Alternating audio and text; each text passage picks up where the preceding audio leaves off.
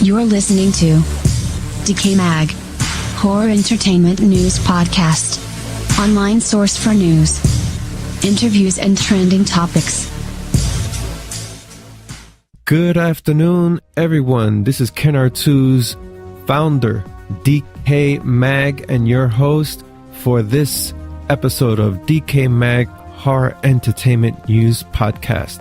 And once again, we have a collaboration roundtable discussion with my peers in the podcasting community.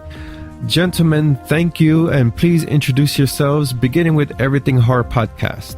Hi, my name is Paul Dulski, and I am the founder of Everything Horror Podcast. And my name is Tristan Notte from Everything Horror Podcast. And I am Stephen Gillhespy from Possessed Radio. Thank you, gentlemen. This episode is jam-packed. We have trending topics to discuss, and we also have a lot of interviews, exclusive interviews, beginning with director-writer of the upcoming film Hunter, Jason Kellerman. We also have actress, writer, producer of The Sixth Friend, Jamie Bernadette. Stay tuned for DecayMag Sessions, our second podcast, in which is totally dedicated to Dead Space, the 10th year anniversary of Dead Space, and we will also be featuring our second half of our exclusive interview with Gunnar Wright. So gentlemen, how are you guys doing? And these topics that we're going to be discussing, I see a pattern here. I see the dreaded reboot rearing its head a little bit. Yeah, I think I'm a little too young for this round of questions. Well, and if that's how we're going to say it, then, Stephen, what is the appropriate age to take on these questions, then? I don't know, a little older than me. A lot of this stuff is just a little before my time. Wait, you sound like you're a teenager here. You have not heard of the topic that you're going to be discussing? I know that one. But a couple of these other ones, Paul, not familiar with those. I think he called us old here. Listen, I'm 21. I don't know how old Steven is. Oh, see, he's a lot younger than me. I'll be 32 in October. Okay, so you're old. Mic just dropped. Boom! Ken's a spry 29. That was years ago. I am the eldest here. I am 42. Well, it's going to be an interesting set of topics here since, Steven is mighty old for these. I'm not holding my breath. Oh, wow. The enthusiasm in the room is you could cut it with a knife. Let's jump right into this then. It's going to be an interesting segment.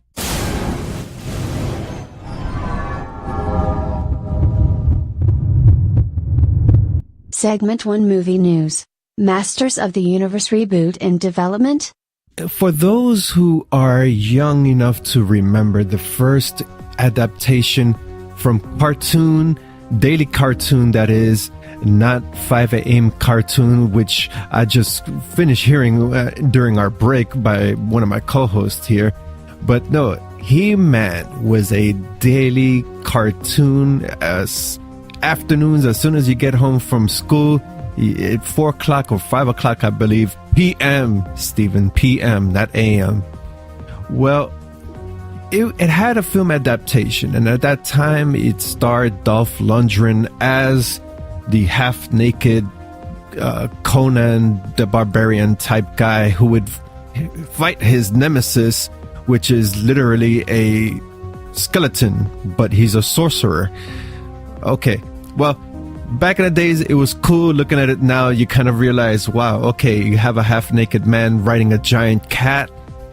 Right. Oh, in any event, we're having a reboot of this film, and they already have the writers on board. That is Art Markham and Matt Holloway.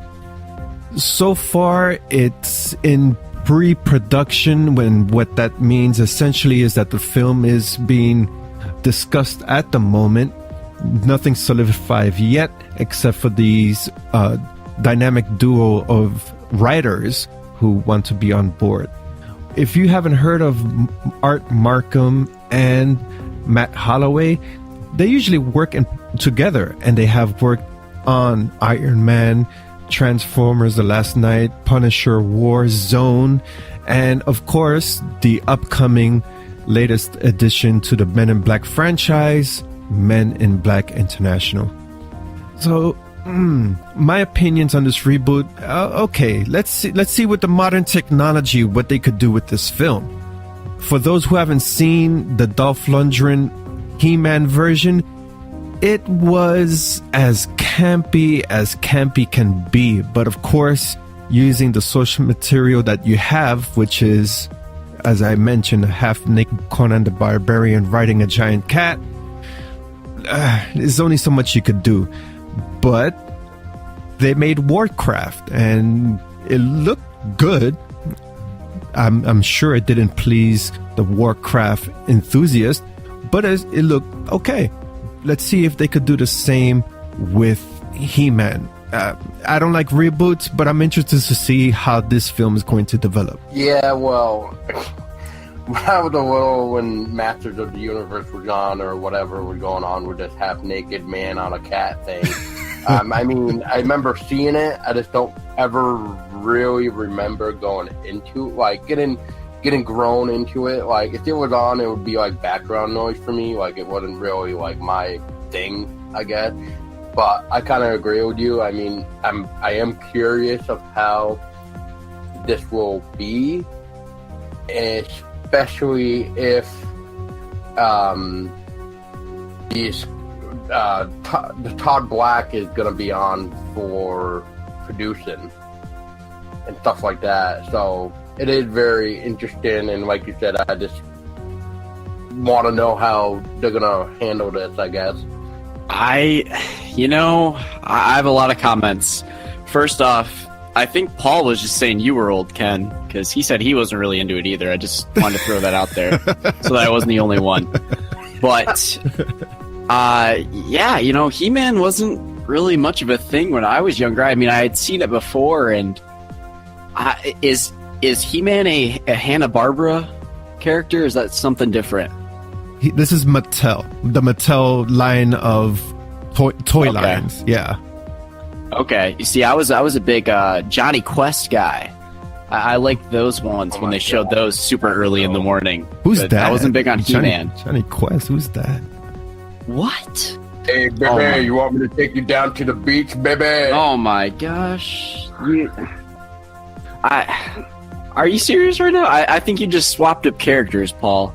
I don't think you know who I'm talking about either. You're thinking of Johnny Bravo. That's what I thought you just said. No, Johnny Quest. Johnny Quest, all right. He's a Hanna-Barbera cartoon back from, like, I don't know, the 60s or 70s or something like that. Yeah, whatever. Okay. But in any case, I'm going to go on the opposite end of the spectrum from you guys, because I think they're going to have some big shoes to fill, because I actually have seen the older movie. I saw it a couple years back, and I don't think they can live up to that. Personally, I mean, I'm more interested to see if they're going to remake that same plot or if they're going to just remake the show. That's the only thing I'm interested in here. Yeah, I was a big He-Man fan. I never saw, like, the older, like, series, but the newer series that came out, like, on Cartoon Network and everything, I grew up watching all those. And I remember watching a Dolph Lundgren take on He-Man, and I really enjoyed it. Like, I like to see how they do it now with all the CGI work and the newer computerized, like, graphics now. I like to see how they do it with that. And also, it really takes you back to, like, the superhero kind of ordeal, In the Cartoon Network series, He-Man was a corny, blonde-headed kid, had this cowardly, like, cat hanging around, and when he held that sword, it really gave him powers. So I'd like to see how they incorporate that into it. Yeah, there's a good story here. I was more of a Thundercats fan than I was a He-Man fan. I preferred the toys. I remember having the Battle Cat, and I had He-Man. That I remember. The toys were cool, but the parallel between He-Man and Thundercats is basically the same. Lionel held the sword. He was the leader of the Thundercats. So was He-Man. Snarf was the cowardly whatever it was. And you had Battle Cat, which turned into a Battle Cat from a regular house cat, I think. Anyway, but yeah, with the CGI, I think it would work in favor of this type of reboot. Because remember, we're putting this film in the setting of a fantasy world, and I bring War of Warcraft because that is something that parallels more with a large community. And just as much as He-Man had its community back in the days, excluding Steven, young whippersnapper. But yeah, I don't like reboots. I'm gonna have to say it again. I don't like reboots, but I'm really want to see what's gonna go on here. Also, like with the Dolph Lundgren, we had realistic effects like Skeletor. Like that was all makeup and everything, but I'd like to see how more realistic this is gonna be with all the villains and everything.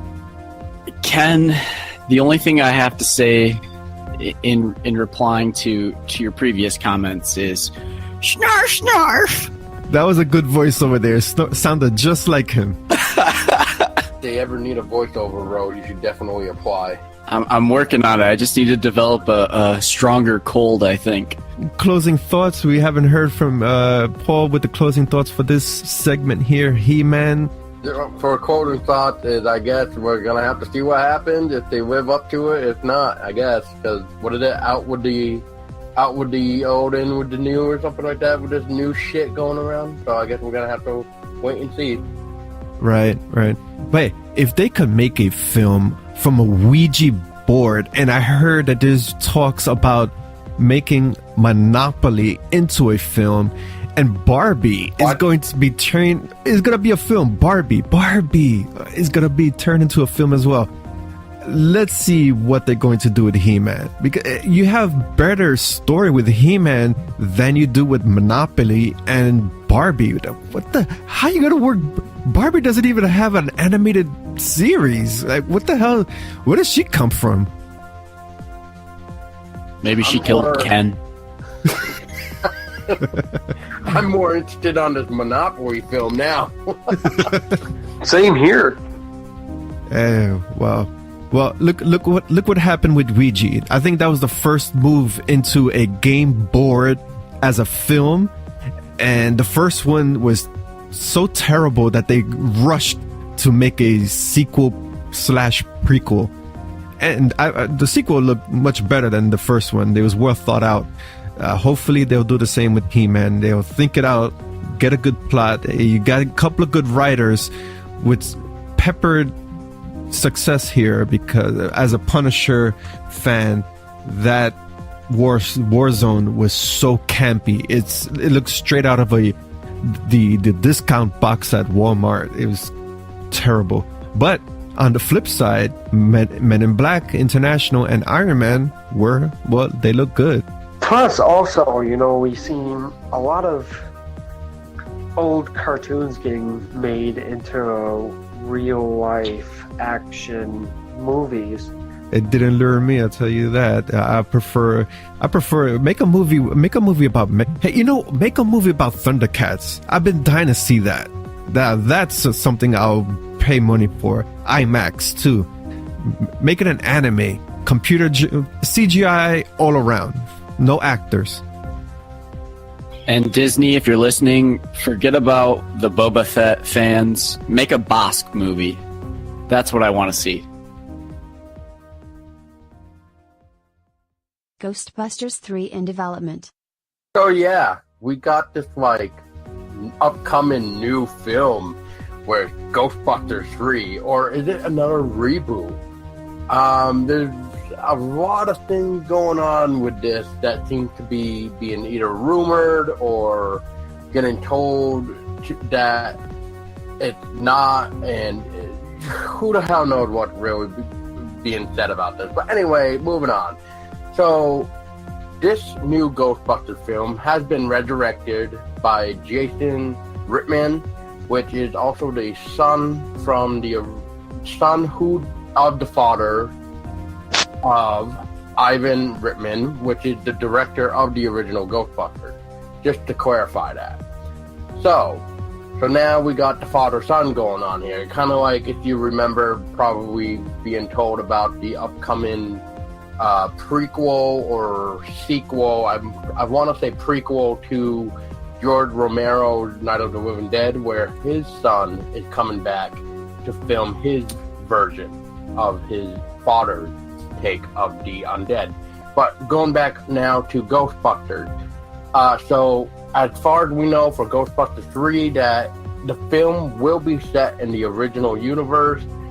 The release date is sometime next year, summer 2020. And he says a really interesting quote, too, within the article that I was reading, which he quotes, "I've always thought of myself as the first Ghostbusters fan. When I was a 6-year-old visiting the set, I wanted to make a movie for all the other fans," Reitman said. "This is the next chapter in the original franchise. It is not a reboot. What happened in the 80s happened in the 80s. And this is set in the present day." So that's kind of cool. So that helps clarify the whole, like I was just stating a minute ago, like people were saying this is a reboot versus this is not a reboot. So Jason just right there fixed the record, saying that this is in fact not a reboot but a continuation. Also, for those of you that know about that 2016 all-female Ghostbuster film that came out, Mr. Reitman also says that there is absolutely no connection to that film at all. And I guess if you want to read more about this interesting article, because it is quite lengthy, it is available at the Entertainment Weekly website.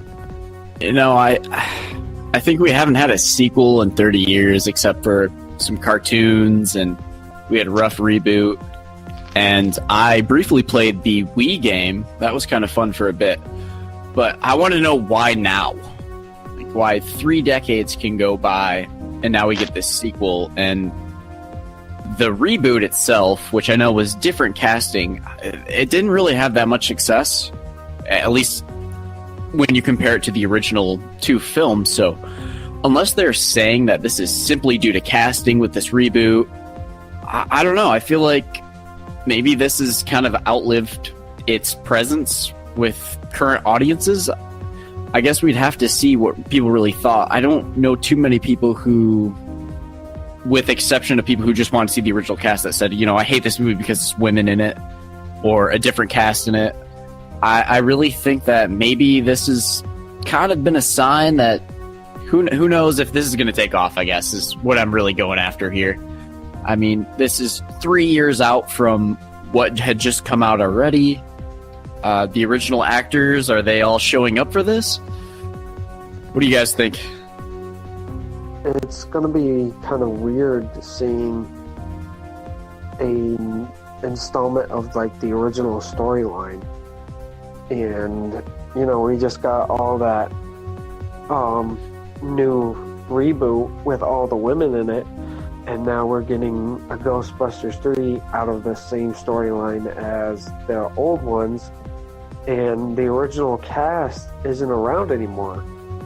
The guy that's played Egon has passed away a couple years ago now. And everyone that was still alive made a presence known in, or made a cameo in the new Ghostbusters. And it just makes no sense. Like I said on our episode last week, is that really brings out what also Steven said. It's going to lose interest with the audience because it's going to be making no sense, and it's going to be unoriginal and very boring. Well, Ghostbusters had the film released at a great time, and it blends comedy with horror so well. Ghostbusters 2 was the same way, and waiting all these years for another chapter, it seems appropriate. Look with Blade Runner. We waited so many years for that installment to release, and it was well worth the wait. It was cinematic, it was beautiful, great story that tied in with the first one. Hopefully, this third installment ties in with the second and with the first film. Now, here's the thing. These guys are old now. Will they be taking on their roles? And if not, who is going to be taking their place? Or is it going to be a slate of 4 comedians that are well known and recognizable and can deliver great jokes? But one thing I have to say, with the original Ghostbusters and with the female version of the Ghostbusters, why is it that the African American has to be the dumb one? Seriously, in the first part, all the guys were scientists, and this guy just walks out of the street with the wanted ad. Hey, you need a fourth person? What was that? That was not in the script. His role, he was also, I think he was either a test pilot for NASA or something had to do with the scientific field. And they changed it. They dumbed down the character, which is so offensive. And in the female version, she's a token booth clerk, while all the other females are scientists. I mean, come on, we're not living in the 50s and 60s anymore. Everybody should be equal in this film. That's all I had to say about that part. But I want to see how they're going to do with this third installment. I'm curious. I like Ghostbusters. I want to give them another chance. I overlooked that all-female one because the jokes were dry. They were not comedic at all. Oh, come on, Ken. You forgot the fifth person, which is Slimer. Oh, Slimer's the mascot. Wait, Slimer's Snarf. He's the battle cat with before he transforms. I forgot his name. But anyway, yeah, I think Slimer should have his own cereal again and plaster him all over. Market Slimer with his own film. Slimer is the man. Or should I say the boogeyman? Waka waka. Nailed it. Mic dropped. We could close it with that one.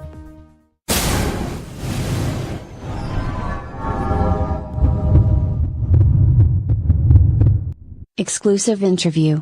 Jason Kellerman, director, writer, hunter.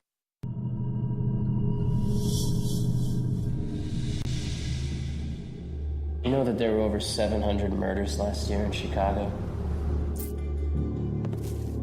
So sorry about your husband. I'm Danielle. What's your name? Hunter. How long you been on the street? 10 months. 2 weeks.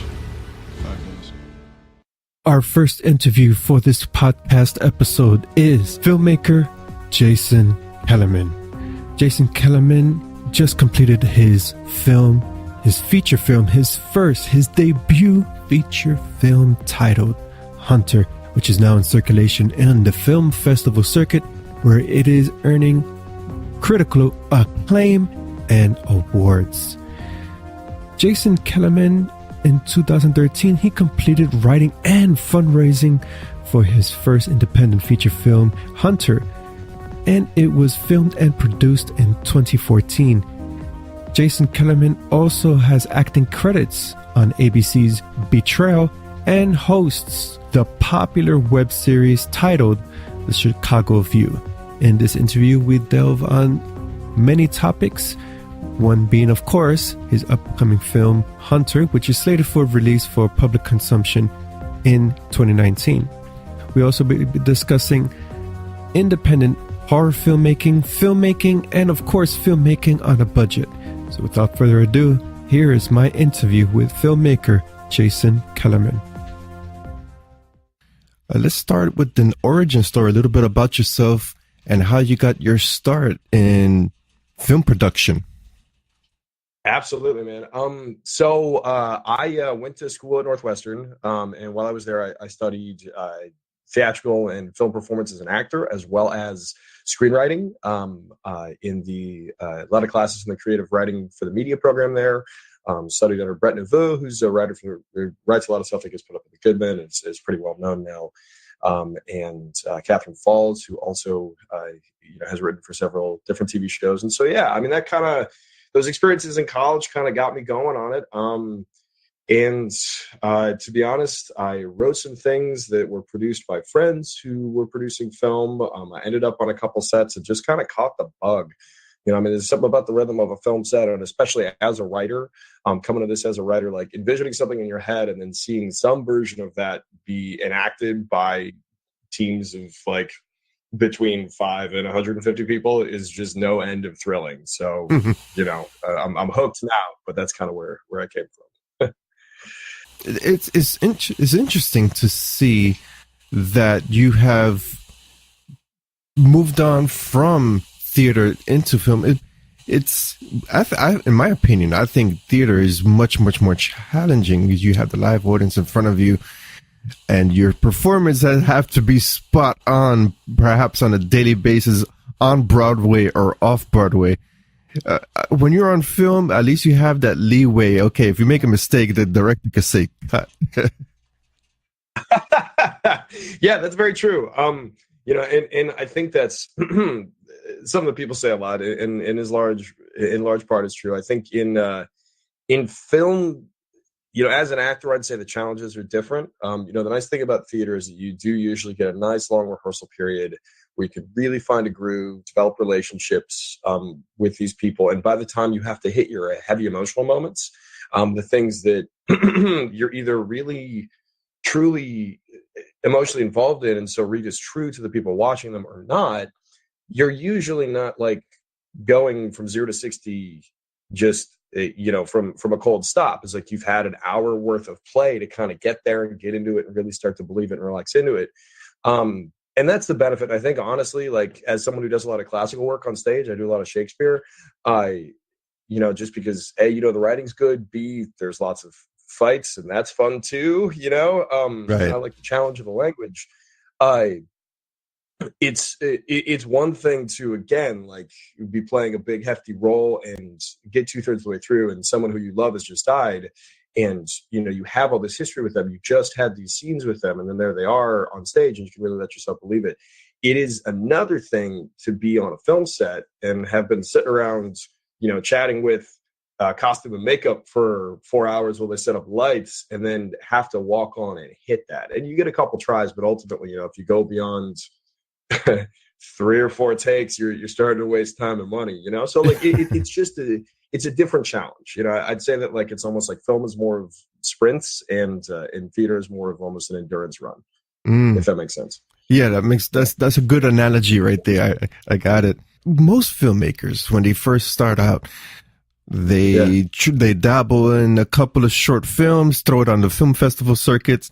You have a feature coming up, Hunter, which blends action, martial arts, looks from the trailer, based on of the trailer, and also the supernatural. Why this decision to go full on with the full feature film instead of let's try some short films instead? Yeah, it should toe in the water first. I mean, honestly, looking back, a lot of the stumbles. I'm lucky enough to have an awesome partner who's done a lot of film production as my producing partner. But a lot of the pitfalls that I kind of stumbled into might have been a little better avoided if I'd been able to. Absolutely. No, I mean, so like in hindsight, although now, in terms of planning next projects, like there is something kind of really exciting about a feature, just because shorts are great calling cards, and they can get a lot of traction, but the time and space to tell like a longer, more complex story. You know, my writing process, my stuff always starts out as, I'm like, I'm just going to write 5 pages, and 105 later, here we are, right? Right. And that's kind of, that's right. I mean, like, and I'm sure I'm not the only one who has that issue. The funny thing is, this did start out as a short, and it was like a 5-minute short, and then it became a 15-minute short. And I was working with like a writers group in Chicago where I was living when I wrote, and we produced and shot this. And they kept going, there's more story there, dig deeper. And it just kind of getting longer and longer. And I was like, all right, well, maybe this is like a half-hour short. Well, now it's not a short. Now it's like a pilot. And then it just became, the script up to one point got 120 pages. And I was like, well, hell with it. Let's just cut this down to 90, have it be a nice, like, fast indie, and here we go. You know what I mean? So that's I guess the short answer to the long answer that I just gave is I absolutely tried to do a short first. I really did. I see how it would balloon. Believe you me, as a writer, I find myself in that situation as well. Want to write a short, and now a few filmmakers have hinted out, if you go to submit a short on the film festival circuit, a short technically is 10 minutes.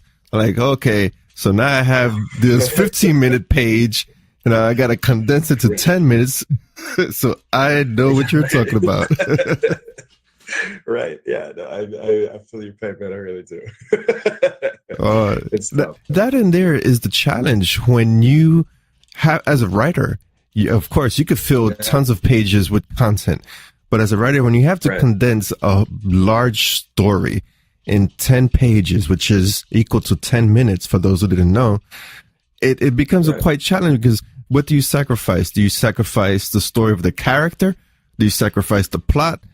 There's always, you have to take out a big chunk in order for you to have that bite-sized, whatever it is, maybe supernatural horror, thriller, whatever the case may be. Right. Yeah. And I think personally, you know, that's one of the hardest parts. For whatever reason, for me, my slush draft, just getting it out there is a torturous experience. And then as I start going back and doing revisions, I start to have a lot more fun. So it's always just a matter of like pushing through that first, like, all right, the idea's out there. Now what do we do with it?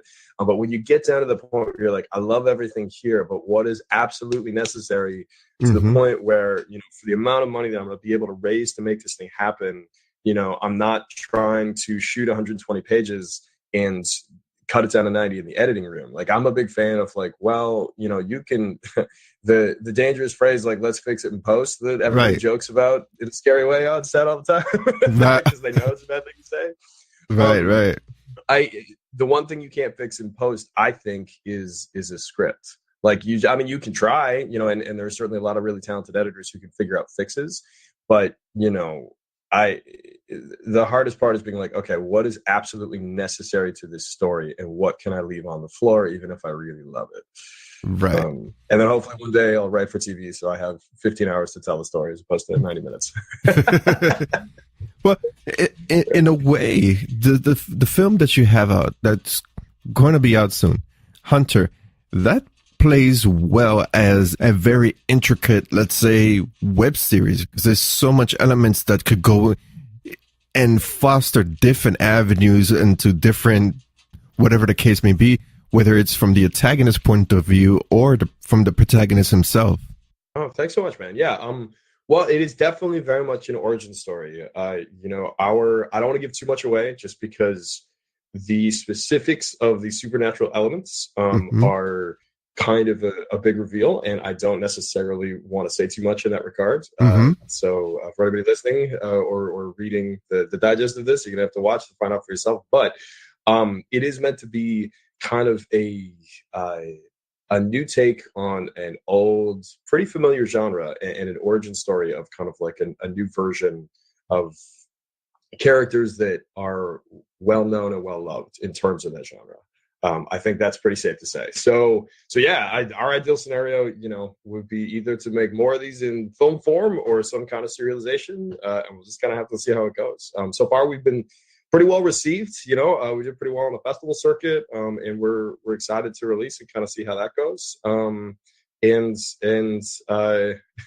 just keep going from there. I mean, I suppose for anybody listening, I do have about 5 seasons planned, so hit me up. You're interested in helping us make more. Speaking about the film festival circuit, from what I see here, it has Best Feature, Chicago Horror Film Festival, Freak Show Horror Film Festival, Best Feature, Award winner, Best Horror Feature, Manhattan Film Festival. So yeah, literally, it has been well received, and you don't pick up those trophies right away, 1 to 3, quite easily. You have to show great quality, and congratulations on that. Oh, well, thanks so much, man. I really appreciate that. Yeah, it was kind of a thrill, and especially as a first-time filmmaker, getting out there and having such a wonderful experience. All 3 of those festivals, by the way, were just like awesomely run. Like, we met a lot of really cool people, and saw a lot of really awesome films. And the fact that we did so well, it was just kind of icing on the cake. But it was, really, really, really wonderful experiences all around. The festival circuit's kind of funny too, just because they say the one thing that I read, because all of a sudden we got on all these fests, and I don't know what to expect, because again, I've never really done this before. Right. And all I hear is go to the networking events, make sure you go and meet people. And I'm like, okay, well, so me and my wife, we go, and the first one was for Manhattan Film Fest, and go, and it's at this bar in the Village. And I don't know what to expect, but we go up, and again, filmmakers, they love to chat about their projects. We met some people who we might be working with in the future on some other stuff. Our distributor came from a connection. We talked about the film to the filmmaker there who had won the festival last year, who put us in touch with our distributor. So, that advice, the 2 pieces of advice that we definitely found out kind of by trial and error were very true is A, when you get into festivals, it's go to the networking events, and also save half your money for post. If you don't do that, it gets tough real fast. There were times in this production where, it just because, we did raise a bit of money, and I think that shows in the film far more than we were actually expecting to. But at the same time, in terms of the scope of what we were trying to do, it was pretty close. And there were a couple times that the production or post-production kind of ground to a halt, and we had to find some really inventive fixes. So after all that, to have a nice festival run and leading up to releases is really gratifying. Right. That also goes to being a first-time filmmaker jumping into a feature film. The first obstacle would have to be money. Then from there is... After you get enough money, of course, if you have a special effects intensive film, that money gets allocated into good visual effects. And in this case, based off the trailer, you have a fight choreography. You need stuntmen or whatever ties in with that. So, wow, once again, for a first timer creating a film, what advice that you would share with someone who would really want to jump into film and jump the training wheels of short films? Gotcha. You go straight to a feature. This has been one of the most professionally and personally gratifying experiences of my life. So if you have an idea that you feel, that a feature supports that idea, and you really feel strongly about it, go for it. No one ever did anything believing that they couldn't. And that's something that, as our challenges mounted and we overcame them, or barely overcame them, all along the way, we kind of kept telling ourselves is that no one ever did anything believing they couldn't. So if you want to do it and you have an idea that you feel strongly about, that's burning to get out of you, that you really believe in, go for it. I'd also say that wait for that idea too, because I was a couple years out of school when all this happened. And, part of the reason that I think we ended up with anything decent or a decent story to tell is if you're sitting around going well, what can I make into a feature film? I don't know. I mean, maybe you'll find something good, but this was a story that I had to get out of me, that kept me up at night. And so wait for that one. And when you have it, go for it. And again, save literally half of your budget, cut it, whatever you raise, cut it right in half, and save the second half for post-production. That's not a joke. That is 100% true. Those would be my 2 pieces, or I suppose three pieces of advice. Right. And for post-production, we're not only talking about in the editing room, we're also talking about if you need to do the voiceover work, because sometimes, as we all know, when you're filming, a car could pass by and just ruin the scene. So you got to retake the audio for that particular clip. And also whatever else goes into the post-production phase, it is quite a beast in itself. It really is. Yeah. Weirdly, again, like when you get done with production, you're about 60% of the way through the process. It's kind of looking back, like that's the estimation. Of course, like again, if you don't have a lot of experience in this, you might be feeling like, oh man, we got it. It's in the can. It all looks good. We watched the dailies. Nothing's out of focus. Right. Like, it looks generally like our storyboards, like good stuff. But yeah, digging into post, I mean, obviously editing is almost like another writing process, is that it's really how you make the story come together. And finding an editor with whom you have a good working relationship and who understands the vision and gets what you're going for, and especially if you can't pay them enough to take them away from other jobs, which, right. At an indie level, it's hard. Like we lost our first editor, was awesome and was doing a great job, but then he got offered a second editor position on The Walking Dead, and like we couldn't be like, no, don't finish our indie, like I mean, of course, like, God, take that job, right? But that set us back a bit because we had to go find somebody else who we did, and who they did a good job, and like and we ended up with something we're really proud of. But and then once the editing's done, like just all the little intricacies, like even like having somebody go through and do a pass for Foley, and having that be good and mixed well, and yeah, the audio, like trying to pull what you can from the day of. And we were shooting outside a lot. Like a lot of our movie, brilliantly on my part, takes place like outdoors at night in the dead of Chicago winter. And it looks awesome, but like we had stuff happen, like cars. Yeah, but we had like one car at one point, like our B cam rig on our third day of production. Our like second AD put down our B cam rig just for a second to go grab something from the equipment truck, and a car on the street that we closed off skidded around the corner, jumped the curb, and crunched B cam, and we were like, oh my God. Yes, yeah, 100%. And we still got our day. Like we just like sat there, we're like, all right, what shots do we have to the needs? And the thing we were shooting, that night is kind of like when when our lead like really gets into, it's his first like real brush with the evil dark power, and it looks awesome. It's amazing that we actually got it, but like,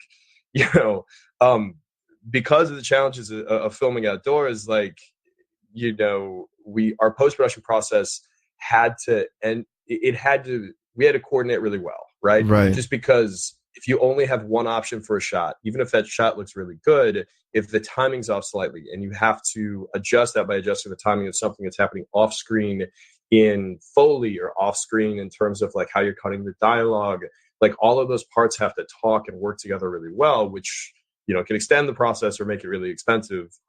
Because if you have 6 people whose work all has to sync up to make something cohesive, to the point.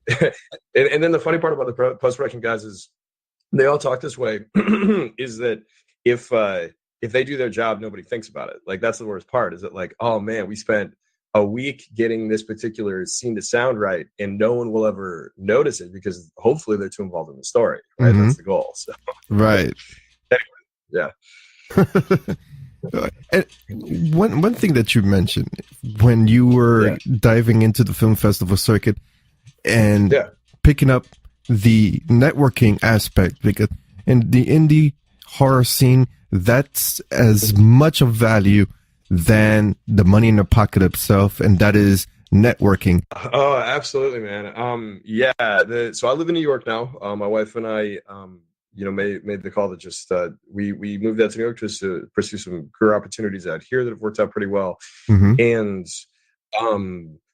my next project, I don't want to speak too much about the other projects I'm working on because there are other people's, and they're going to be great. The project that I'm next working on, that's like my baby, is this kind of crazy. It's like Train Spotting meets Mad Max. It's like a post-apocalyptic, but like through the lens of drug use, and kind of deals with the idea of violence and the portrayal of masculinity in our culture. And it's funny and sick and very definitely the weirdest thing I've ever written. And a lot of the people who are interested in kind of like the strange premise of Hunter, because it is a bit of a strange premise, are the same folks who like we're getting to reading together and like start to talk funding and like a plan to get that going in the next year or so, which is exciting. So yeah, absolutely. And the cool thing too is like when you meet people who are hungry to do work and who have really good ideas, it's easy to find the next project, because it's just like, well, hey, you know, my buddy John has an awesome idea for a feature. Let's make that happen. I really believe in that, as opposed to like, well, now that I made one thing, what am I going to do next? And sit around twiddling your thumbs hoping for your agent to call, right? Building a community is very key. That's I 100%. That is very, very key. Right. Yeah. I don't think anyone is really at this stage of play and of the playing field. No one is sitting around twirling their thumbs anymore. I think the content is really in everyone's hands, from the director all the way down to the act. Everybody is creating something, and that all goes to the tools are cheaper, which you could go from the high end, the camera, all the way down to your cell phone. Everything is cheaper. And then you have the platforms that are free to distribute your content, let's say YouTube and Facebook. 100%, you know, and that reduced production cost, I think that it's done two things. First off, it is definitely, like you just said, lowered the bar to entry. You know, it sort of allowed us to do, you know, we shot on Blackmagic Cinema and occasionally Blackmagic Pocket, depending on, you know, what we needed to do and how light and fast the camera needed to be. But it's the type of thing where it's like, if you want, you know, previously, if you wanted a jib shot or a crane shot, you would need a giant rig because your camera weighed, you know, at least a couple 100 pounds. And now you can hold it with one hand. So really, you just need much less equipment and very, very skilled collaborators to make those shots look good. But yeah, it allowed us to do a lot of stuff that makes our movie look really awesome, that even if we'd shot it 5 years ago, we really wouldn't be able to do. And that's really nice. The other thing that I'll say that it's done, you know, is it does allow a lot of people to put out a lot of content. And part of the questions that we're answering right now, in the effort to get it out there, is really how do we stand out above all of the other content that's out there, because there's a lot of stuff and a lot of really good stuff. And, you know, I think personally, like, that's the kind of next big challenge for the indie filmmaker is like, okay, great. I have the ability finally to get my voice out there. Well, you know, how do you get your film seen? How do you get it noticed, to the point where you have the resources coming in that you can make your next thing? Right. And that's a step right there that most screenwriters, writers have, is, okay, you got the script, you have his idea, but now you're looking around, okay, who do I have to shoot this thing? I want to really put this on film. And that's where the challenge is right now. And it all comes down to the networking or social media. Instead of posting something about your cat, you could post something about, hey, I have this film. Somebody can, hey, please help me with it. Right, 100%, absolutely. Yeah, that's very true. We actually, we found a couple, you know, of our post-production contributors. Like, we're just like kind of reaching out through Facebook to friends, being like, hey, does anybody know a great sound mixer? And that's I guess that is the other benefit to like having all those digital resources. It's like, you don't have to wait 2 weeks to like go to the bar and talk to your buddy after his shoot to hopefully try to reach out. Like, you can put a blast out, as long as you've been pretty active in putting out good content and all those things, and usually get something good back, which is nice. That's a really, really wonderful and pretty new thing, I'd imagine. I mean, I've never made films without it, but like, you know, I can't even imagine like if you were hard up for, you know, someone to do your color correction and you didn't have a whole lot of money 15 years ago, like, what do you, I suppose you just learn how to do it yourself. And that's what for filmmakers that are first starting out, I've seen it in many, many cases that they wear all the hats in the production. I say, whoa, that's intense. You're the producer, writer, director, and the editor, color grading and everything. Wow. Don't do that again. I mean, you know, hey, more power. And like, honestly, like, you know, it is a team sport. And like, that's, you know, being a good collaborator, even if you're at the lead, and making sure that like the people you're working with and who are working for you, if you're, you know, if you're in that position, you know, are also feel like they have say in what they're doing, and that you're taking, into account what they want to do with it, and their piece of the vision for it is really key for that reason as well. Right. And it's also true. This in this field, it's not like MMA that you have to do everything solo. Power to you if you can, but it's more like baseball. Right.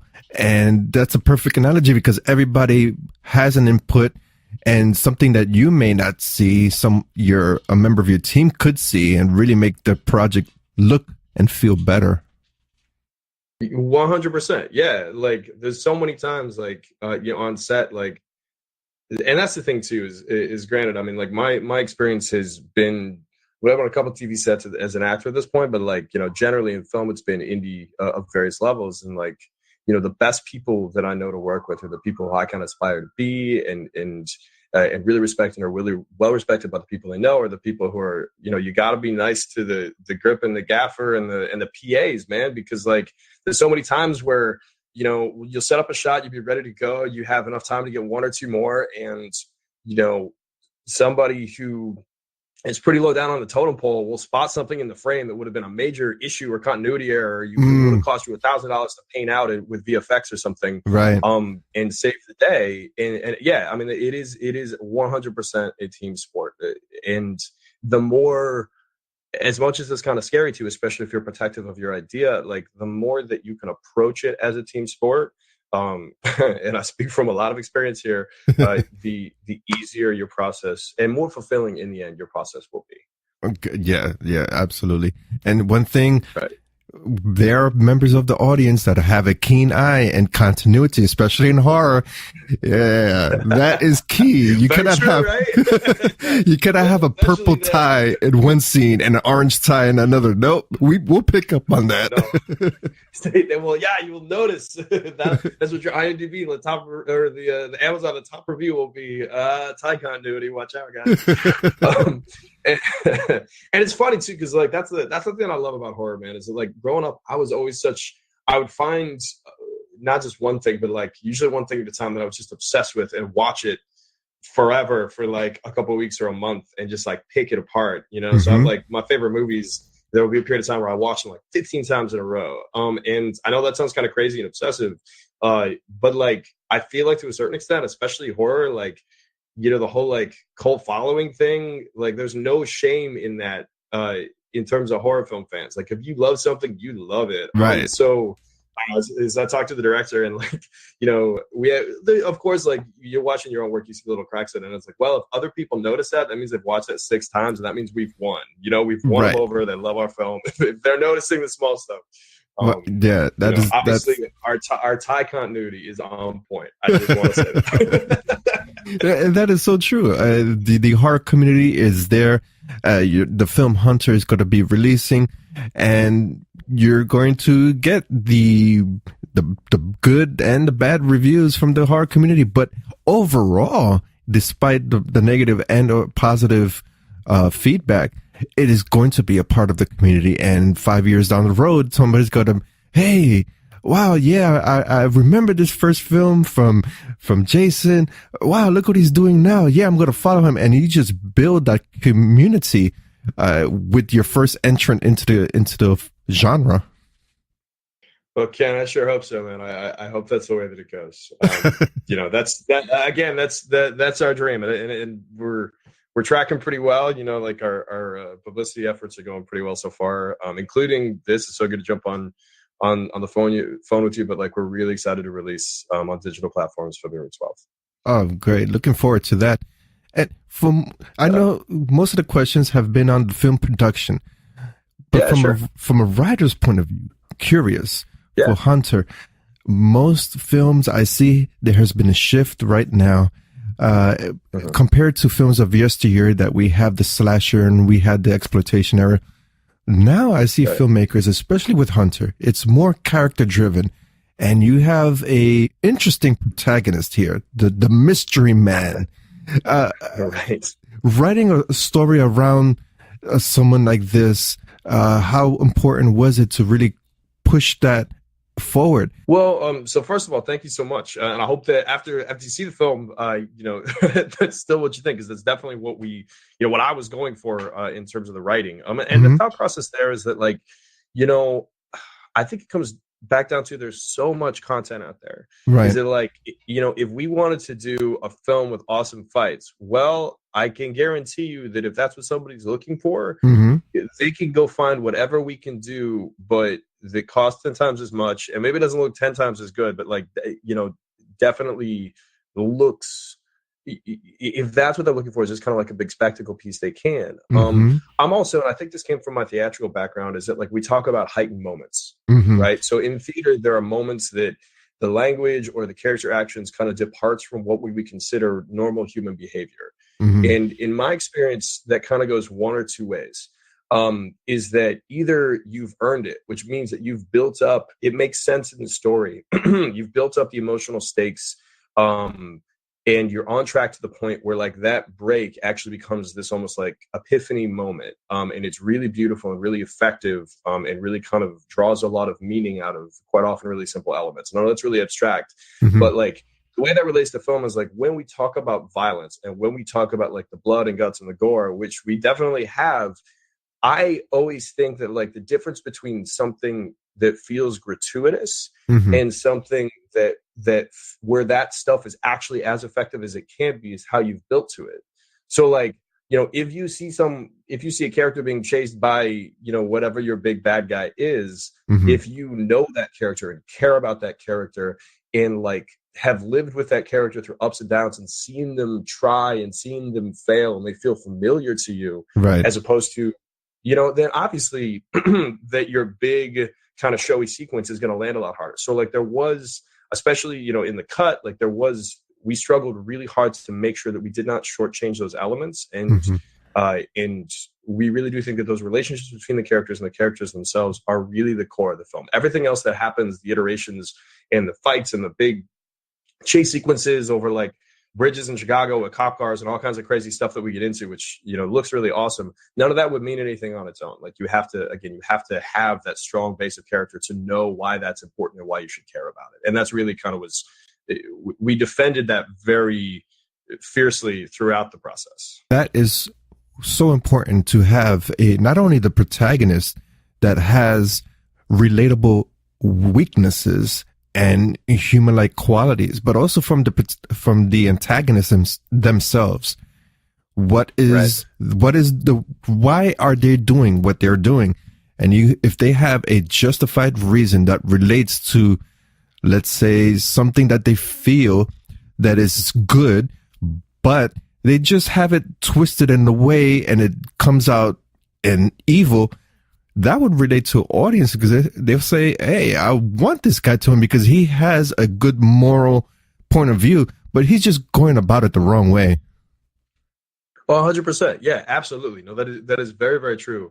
And first off, I got to say that like we were really lucky. Like our big bad guy is Nick Searcy, who was in The Shape of Water and 3 Billboards at Ebbing last year. He's done a lot of stuff. He's on Justified. He's kind of the head of the FBI. It was awesome to work with. He spent 4 days on set with us, and we shot exclusively his stuff. But the stuff that he brought to it, because as a writer, I agree, is that ultimately like the best stories are about two competing viewpoints that can't exist at the same time. You have like how the hero sees the world and how the villain sees the world, and like the story from like a top-down perspective is very much like a battle between those two thought processes, right? So like you can't have, hey, we should all look out for each other and the strongest, only the strongest individuals survive and that's the way of the world. You can't have those two things that exist in the same space. So when those two things fight, what happens? And I think that's, my best teacher, that made the biggest impact on me back in the day. Like that was like the big insight that I gleaned there. I will say that Nick, though, like he has this particular tick that he gave the character. Like he was great. He worked with a dialogue coach to get the dialogue down and like came in. But he had this idea for what our big bad does when he's about to strike and claim another victim that like he didn't warn us of. And we're all on set, like watching him work, and he's great and just really knows his stuff. And then he does this thing. I don't want to spoil it, but like literally, we had to cut the take because you could hear the crew going, "Oh God!" like in the background, which is awesome. Like we had to they'd be like, oh man, that was amazing. Sorry, we messed that up. If you're gonna do that every time, right? He's like, yes. We're like, great. And it's in there, and that was all him, not me at all.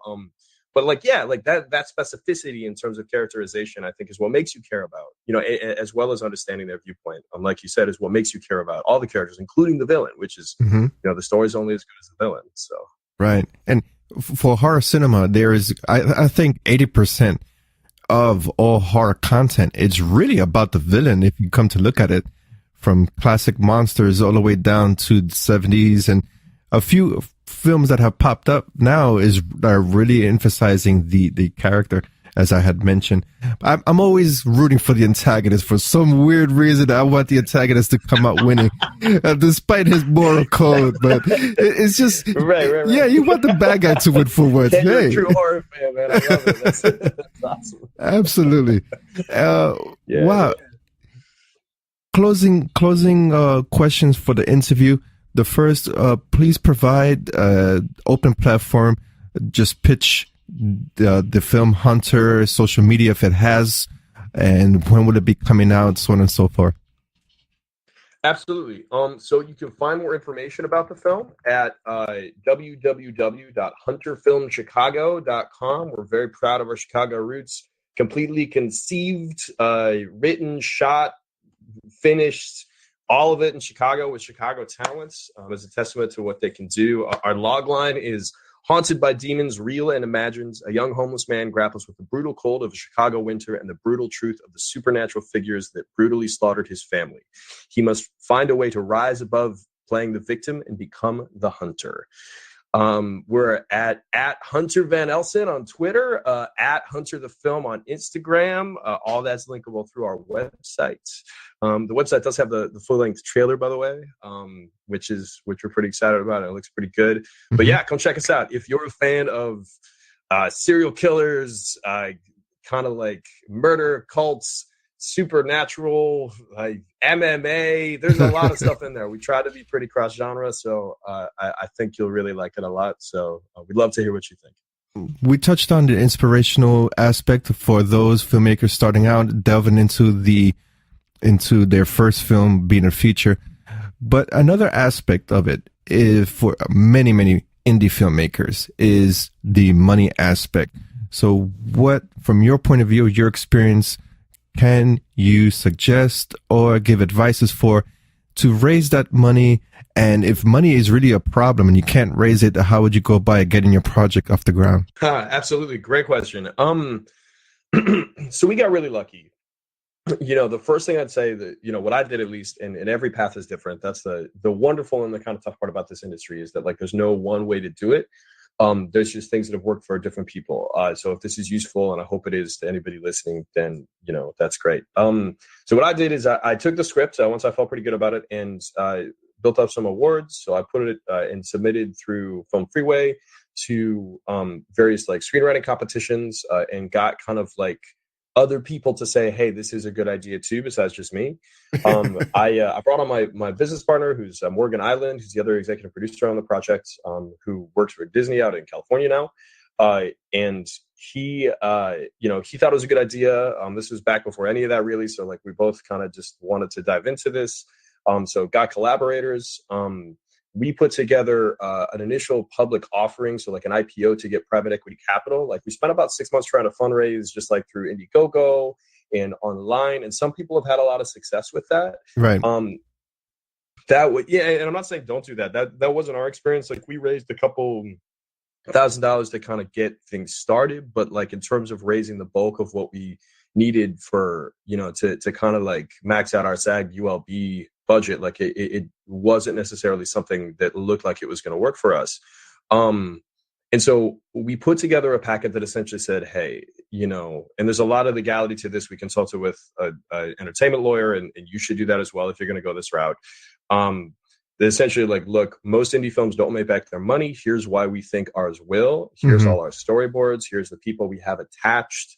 Here's our plan for festival, our approach to festivals. Here's our distribution plan to show that we don't just want to make a movie. We want to give it the best chance of success we can. And then we spent about 9 months fundraising after after that, just with private equity capital. So talking to people who were interested in funding the arts, were willing to write for us a pretty big check that probably they wouldn't see again, but if they did, it might be a lot more money. So like it's a bit of a gamble for them, who could afford to do that and were interested in doing that. And again, beyond that, it was just networking. A lot of our funders, like we found through another filmmaker, Helen Caldwell, has Canal 9 production or Canal Productions in Chicago, who was interested and came on board, and she's a producer as well, and got it in front of the right people. The best advice that I got, though, in terms of approaching people for money for film, and I do want to pass this on because it was really useful, and is that if oddly, when you're asking people for money to make a movie, or I suppose for any business venture, but if you ask for money, what you'll get is advice. And if you ask for advice, what you'll get is money. And we found that to be incredibly true for whatever reason. You know, if you go, hey, I have this idea that I really want to explore. I think it could, make a lot of money back. And even if it doesn't get a lot of acclaim, which would be really good. It's risky because it's indie film, obviously, but when you take a look at it, that's quite often a lot better way to approach potential investors, as opposed to hey, let me pitch you on my project, right? Because then they're looking, how can I help you out? How can I see the value in this when they're going into it, as opposed to being like, well, how's this guy going to lose my money? Which is what most people rightfully are thinking, Right. So that's, I don't know if that's helpful. That's kind of how it worked out for us. The fundraising piece is very daunting, especially if you've never done it before. It is far from impossible. If you walk out of your front door and look down the street, and there is enough money on your block being made in 1 month to make whatever, unless you're trying to make something that's going to cost, $100 million or $10 million or whatever for an indie, which is tough. I've never done that. But if you're in the lower range, like the ultra low budget, maybe even some of the low budget stuff, there's enough money on that block that you can make your film. So again, no one ever did anything believing that they couldn't. It is out there. You can do it.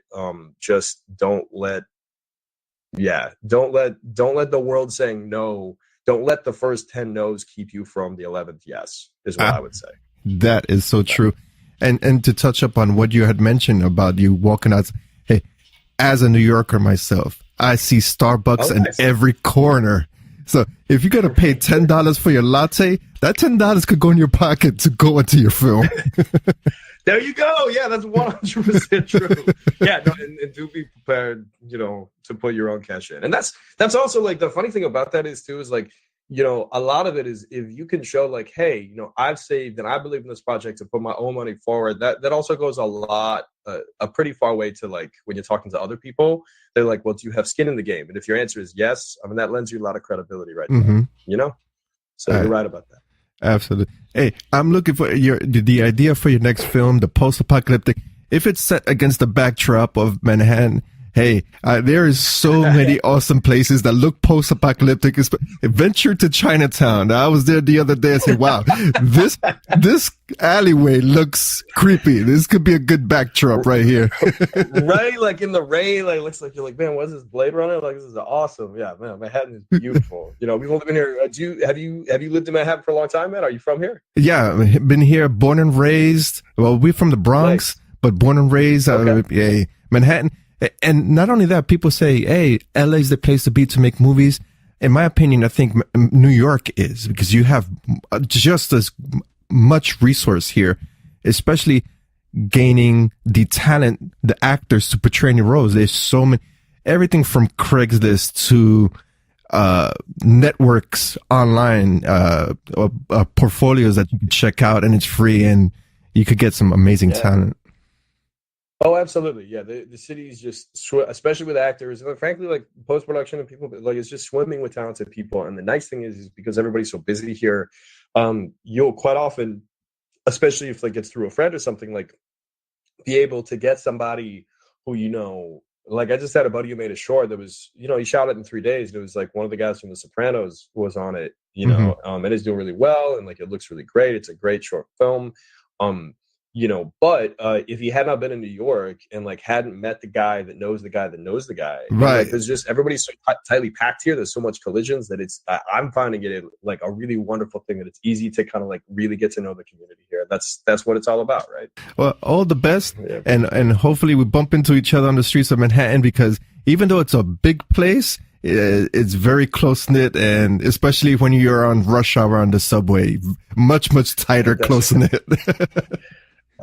That's right, Ken. Well, hey, man, if I see you, I can't wait to hear about, what DecayMag's doing and like, what other awesome horror stuff I should watch next. Because I have to say that, like, when I'm looking to figure out, like, what I should, buy on that Amazon VOD, like, what's new and good, you are the first place I look. So I would love to run into you, if nothing else, to save myself a step. How's that?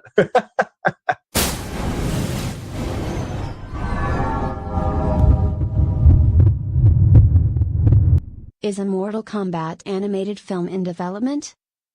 So despite what Ken and the others would have you think, I grew up in the, early to mid 90s era, so Mortal Kombat did exist for me. And while I was not around to play it in its youth, I did play it towards the tail end of mine, and I grew up with Mortal Kombat 4. I rented it on my N64 all the time. Loved it.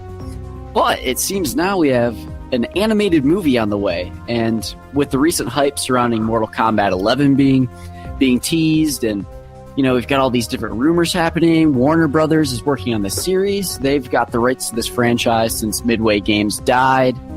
We've got some good cast listings going. Got Joel McHale, Jennifer Carpenter, and a handful of voice actors who have previous experience voicing Mortal Kombat characters, like Steve Blum, who you will recognize as the guy who's in like every animated feature or video game ever. And I'm not particularly against this. At least with the original Mortal Kombat film, I think it's probably the best video game adapted to film of all time, arguably, even to this day. And as a longtime fan of the games myself, I really was into the storyline in Mortal Kombat X, so it could be cool to see them build off this somehow, and I also love any opportunity to see my favorites go head-to-head, so if I can see more Quan Chi, Reptile, Sub-Zero, Scorpion, you can count me in. What do you guys think? The first film was good in itself. We look back on it, and it's kind of cheesy right now, but when it first released, it was like everybody was excited for it, and kind of died down with the second feature. But I am glad that this new release for Mortal Kombat is an animated film with voiceovers. This should be the new frontier for film. CGI film, all voiceover actors, motion capture the actors if you want to, if you need to, and just put that out there.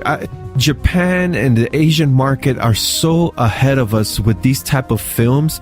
Resident Evil Degeneration, there's another Resident Evil. Those type of films, we need to see those films over here. And the only one we really had was Final Fantasy. And to me, in my opinion, that was spectacular. So if they could make Mortal Kombat look something like that, rated R, oh shit, this is gonna be badass. Please make it rated R. PG-13, not so much, because I want to see some fatalities here. Yeah, I mean, I've been a Mortal Kombat fan for years.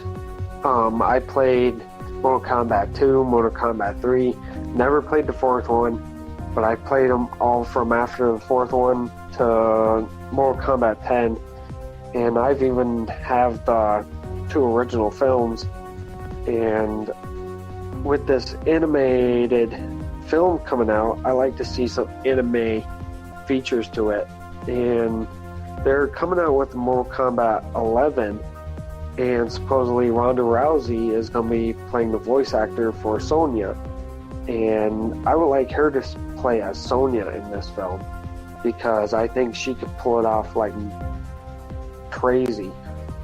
But I'm really down for this animated film coming out, and I agree with Ken, it should be rated R, because I want to see fatalities, and I think if it's rated R, it'll be 10 times better.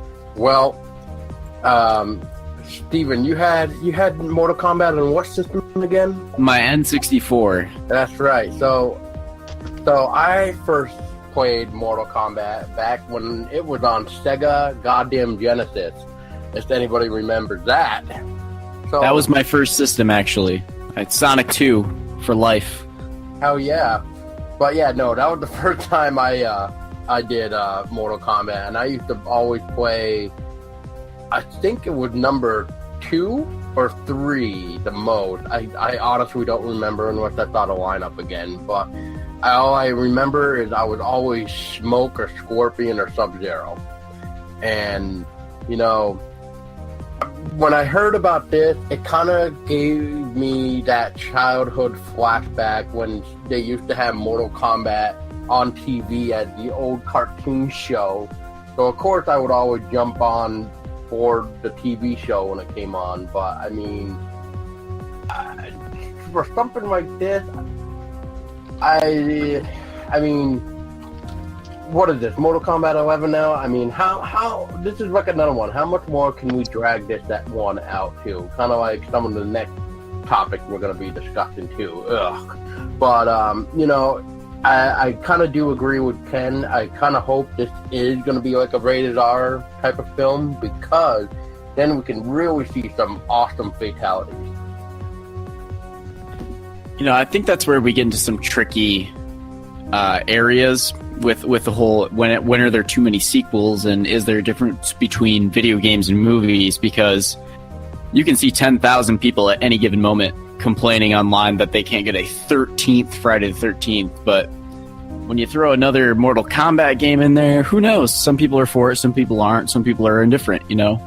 So I think for the people who like it, it'll take off. I think there's a market for it, and I do think that as far as fighting games go, if you're a gamer, you know that the market's not terribly congested with it right now. So I think as the classic fighting game we all know and love, with the exception of Street Fighter, I don't think it's going to have any competition right now. No, definitely not. I think the whole theme of this podcast episode is how old we are. And Steven, you mentioned the system you first played, Mortal Kombat, and Paul mentioned his. So here I go.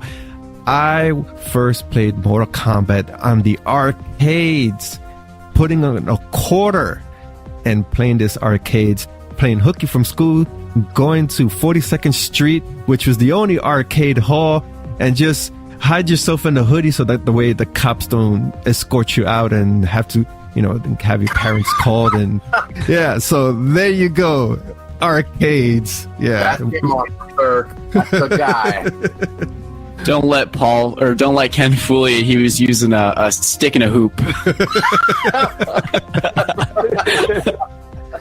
I first played Mortal Kombat 2 on the GameCube. They had it for Midway Arcade video game, and the graphics on it were like, eh. And then I started playing Mortal Kombat Deadly Alliance, and I'm like, yep, now I'm into it again.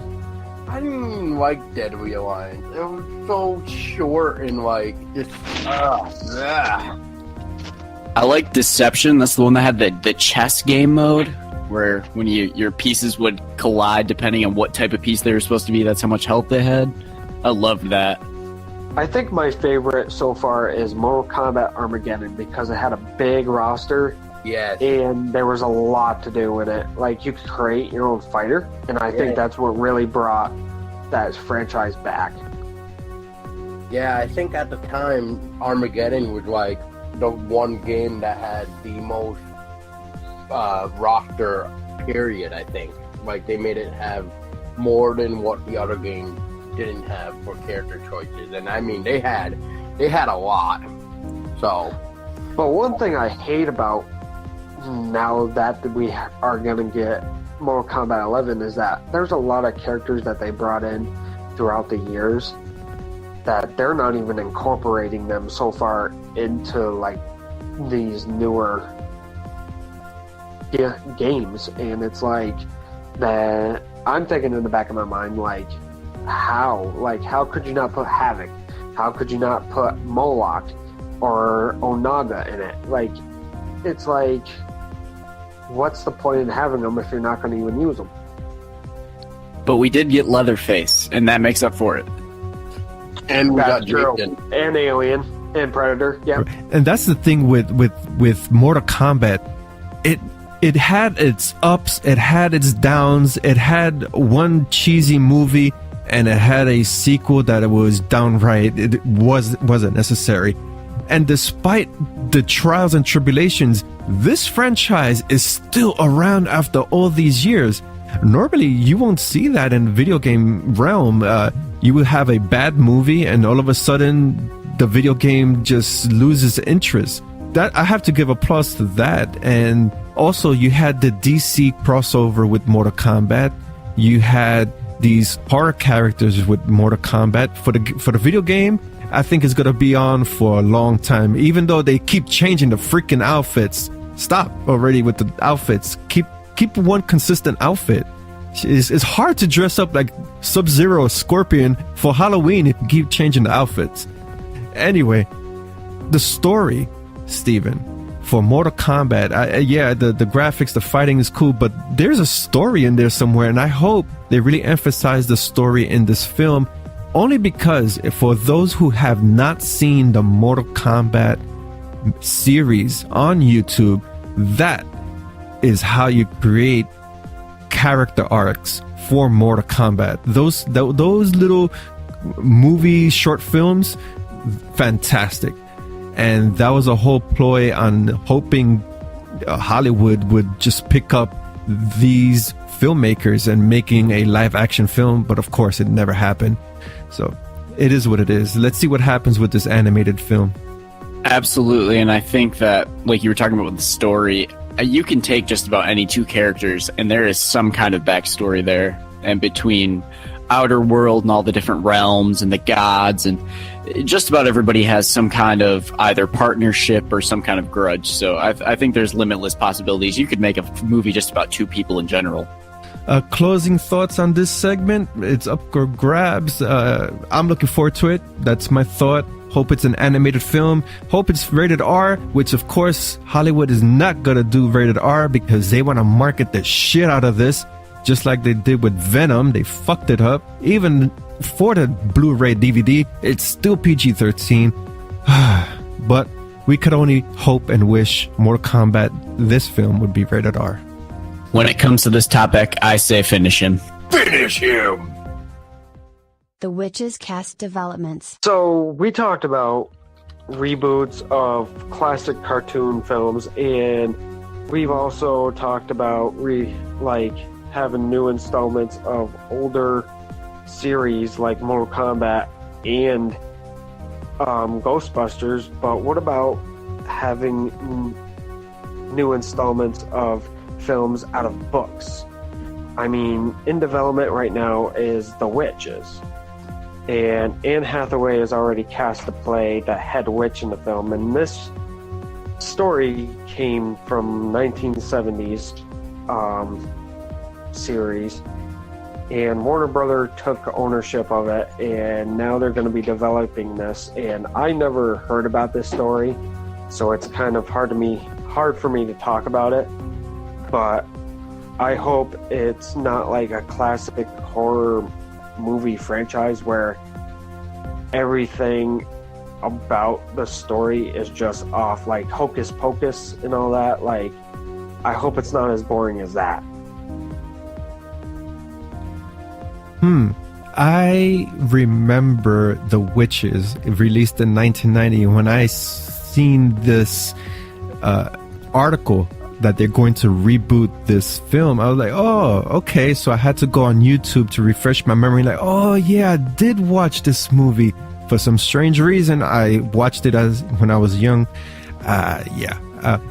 But the story is about a young boy who stumbles onto a witch convention and must stop them even after he has been turned into a mouse. So we could already establish the aesthetic of this film is going to be family friendly and incorporate horror, incorporate comedy. I never read the book, so I don't have any voice in that. and that aspect of this topic. But Anne Hathaway, yeah, Princess Diaries. Oh, cool. Whatever happened to that Anne Hathaway kaiju movie? That's what I say. Every time her name pops up, I'm like, what happened to that kaiju movie? She did that, last year, the year before? Yeah, okay. It's not doing too good in her performances, and that movie with Robert De Niro, The Intern, yeah. So let's see what happens with this release. I am absolutely beside myself right now. You guys don't... Tristan, you don't know the movie The Witches with Angelica Huston? Oh my god. No, I absolutely do not. Oh my god. I recommend you watch it immediately. Ay, ay, ay. I'm not too thrilled about the reboot aspect of it, but yeah. Sorry, I heard that and I had to come out and say something. Oh, Paul, how did your voice change so pretty, so girly? How did you do that? You are a master of voice over disguise, I tell you. Winter storms do that to you. No, goddamn Labatt Blue does that to you. You're welcome. I don't know where to pick up with this. I have a lot of feelings right now and a lot of confusion.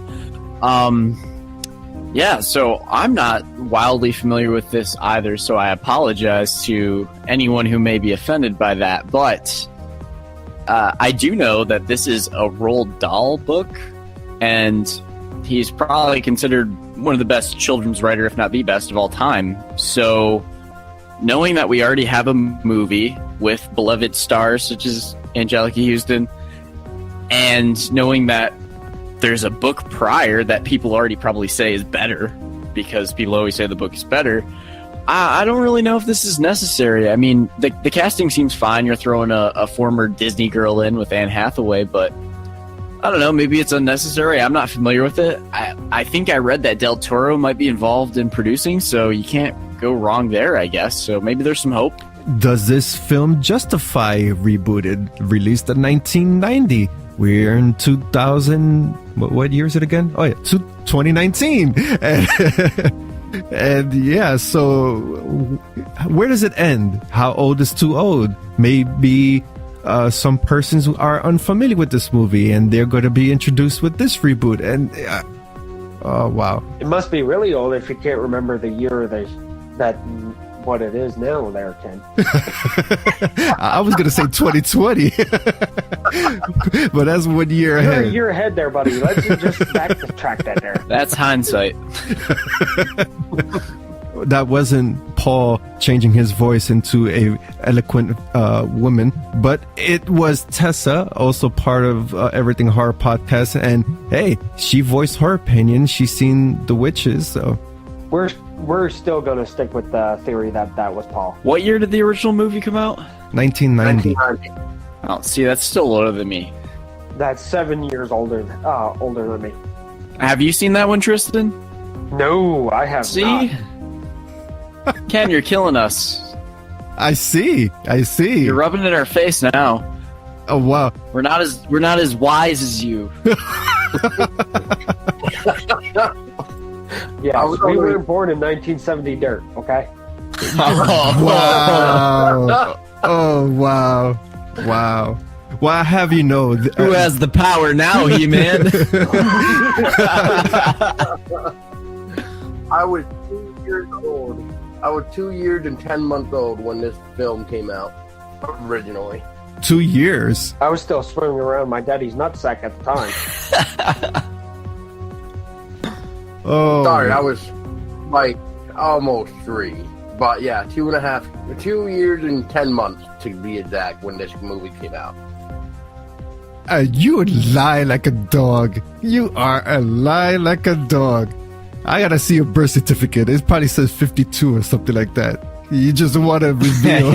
You reversed it, 25, 52. Oh, if he was born in 52, he's good looking for 52.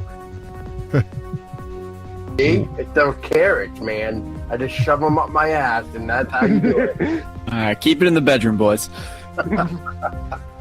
But Anne Hathaway, that's the shining part here with the, I don't know, even with her ups and downs in her career, yeah, she's pretty. She's I gotta admit, she's a good looking gal. But the roles she's been in lately is not as exciting as Princess Diaries. Yeah, that was a good movie. Don't you agree, Paul? I completely 100% agree with that. Yeah, that film should get a reboot. I think Steven would love that, Princess Diaries. I was researching this film, and I had to ask my girlfriend if Anne Hathaway was a Disney girl, and she said, "Yeah, Princess Diaries." And I was thinking of the other princess movie with the guy who would go on to be in Saw. What's that one called? What? Yeah, Really? like the main character in the original Saw. He's in a movie called Princess something or other. Really? Oh shit! Yeah. Hang on. Hey, we gotta IMDb this before the segment is over. We gotta look at this. Saw. What's this guy's name? Lee Whannell? No, the guy that plays Dr. Gordon. The Princess Bride is the movie I'm talking about. The Princess Bride. Yeah. Oh. So I thought she was talking about that, and I said, no, that's way too young. And she was completely disgusted that I did not know what the princess movie that Anne Hathaway was in. So clearly I was way off pace, and I knew her from Batman. She was Catwoman for whatever period of time. So. Right, she was Catwoman, yes. So I thoroughly admit right now that I need to catch up on my early to mid 2000s princess movies, and I apologize for that, and I will get better. Might as well throw in the Notebook too. So we're gonna close it with that. Tessa voiced her opinion, which was Paul, or was it Paul as a voiceover talent? We're not sure. Steven just discovered princess movies, and Tristan, what was it? What was your final thought on this? Tristan's got me covered. I got your back. Thanks, man. Ah, gentlemen.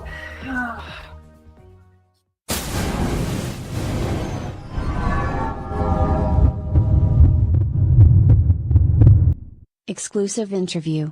Jamie Bernadette, actress, writer, producer, The Sixth Friend. Joey, it's been 5 years. Yeah, you don't think I know that? We are all moving on, and I can't let you get left behind. Something's wrong.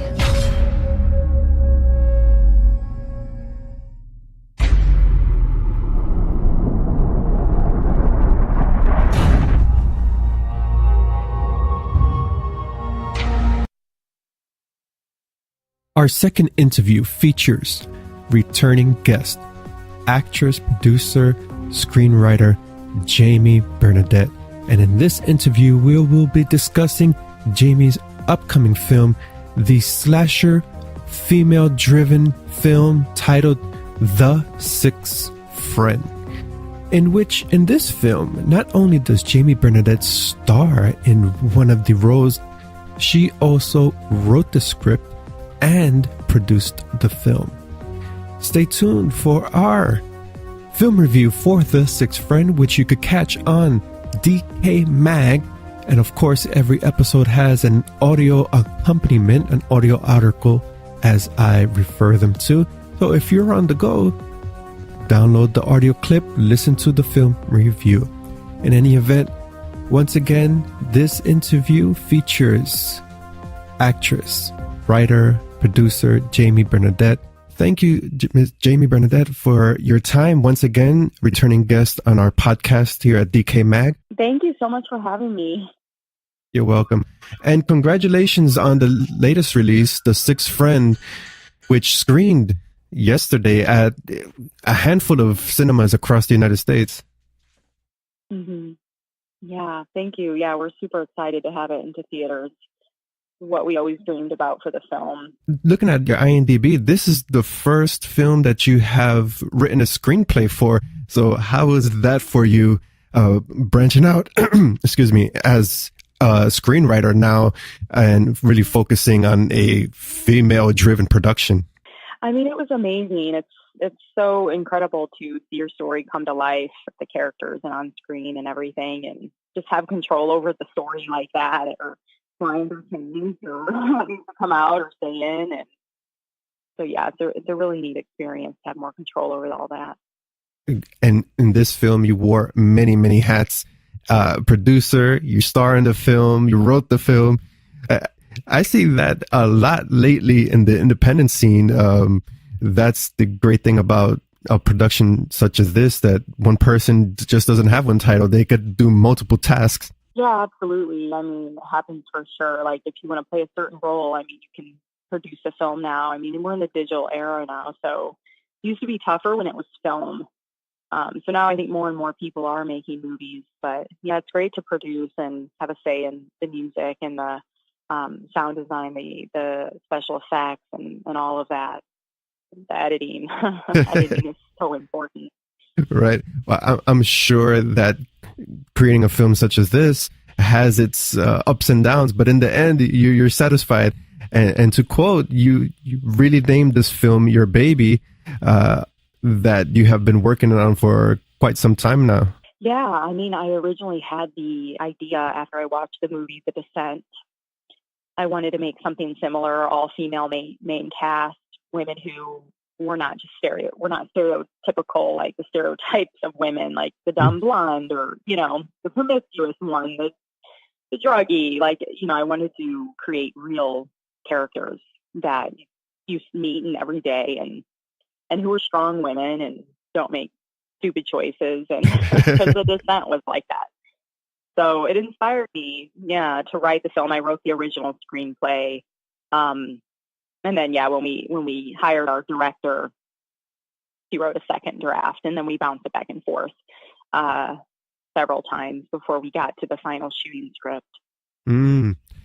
That's been the topic of conversation for the past couple of interviewees, is the screenwriting process. And that in itself entails, you could write a script and it would transmogrify into something completely different. When the filming occurs and throughout the duration of the filming, things always change. Yeah, you're right. I don't know that in filming the script changed much. Oh. And yeah, there was very little improv. I mean, we really stuck to the script. We really did. So, I mean, I feel like by the time myself and Leisha, the director, were done with the script, it was pretty solid. Not that we wouldn't have been open to more improv or anything, but I think the script was just, pretty solid by then. The Sixth Friend, it delves onto the slasher horror subgenre, and two things that are so important. Well, you named one, which I overlooked, which is women making bad decisions. But the antagonist also is so important, their iconic look. And that's so important in slasher films. How was that design come about, from the script standpoint or during filming?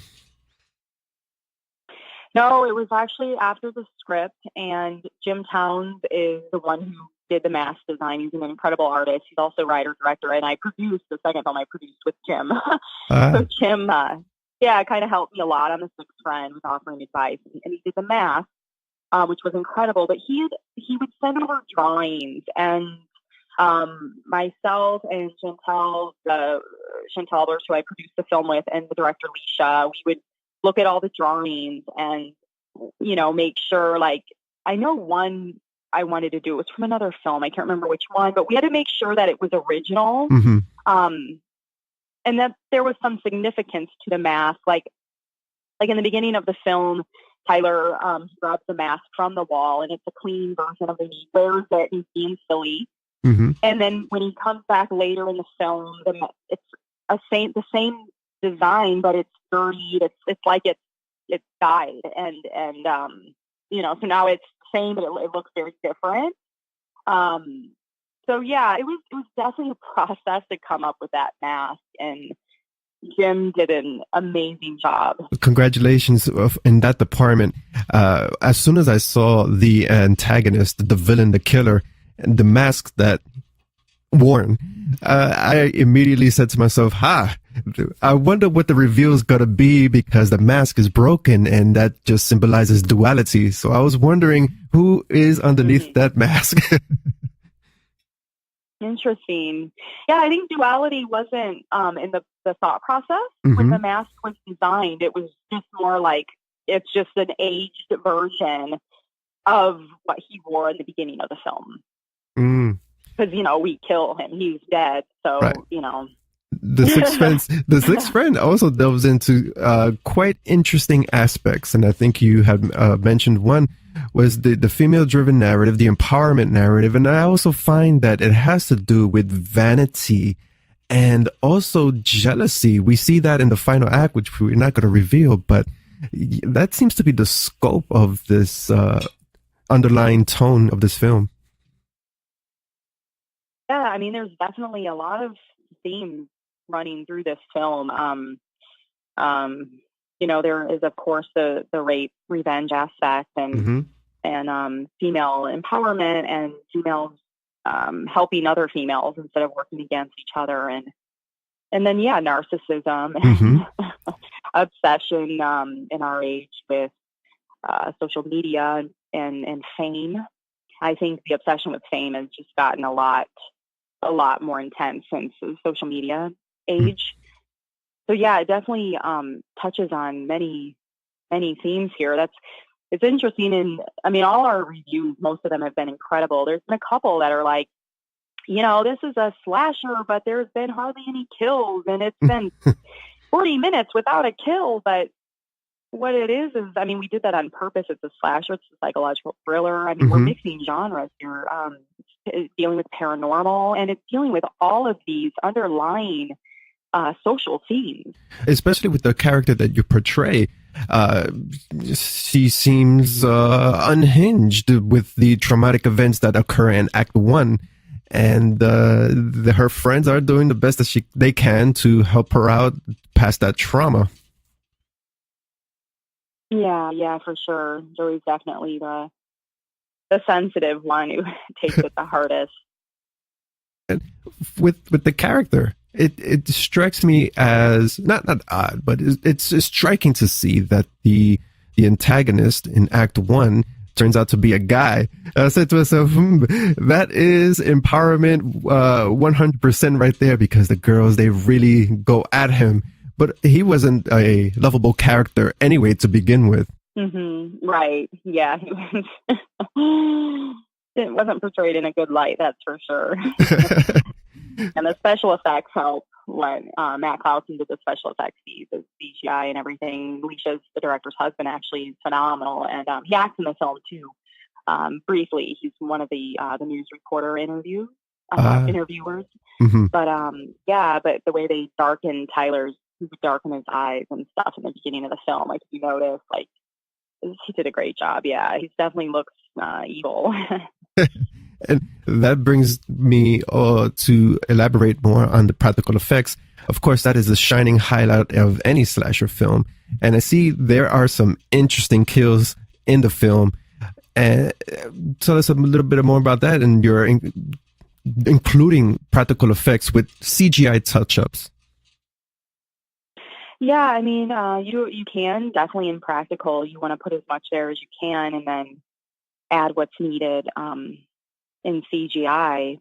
Yeah, for sure. But yeah, do as much as you can in practical, and yeah, that's my viewpoint anyway. And do CGI as little as you can, because it can get very costly, when you're producing on a budget.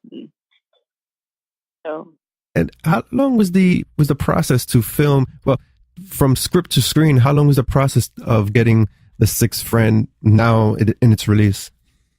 Gosh, I don't know, maybe 2.5 years or so, or 3 years, or we did a film festival run as well. And then in the middle of shooting, one of our actresses, Tanya Nolan, she's from New Zealand. She's a New Zealand TV star, and she booked a TV series.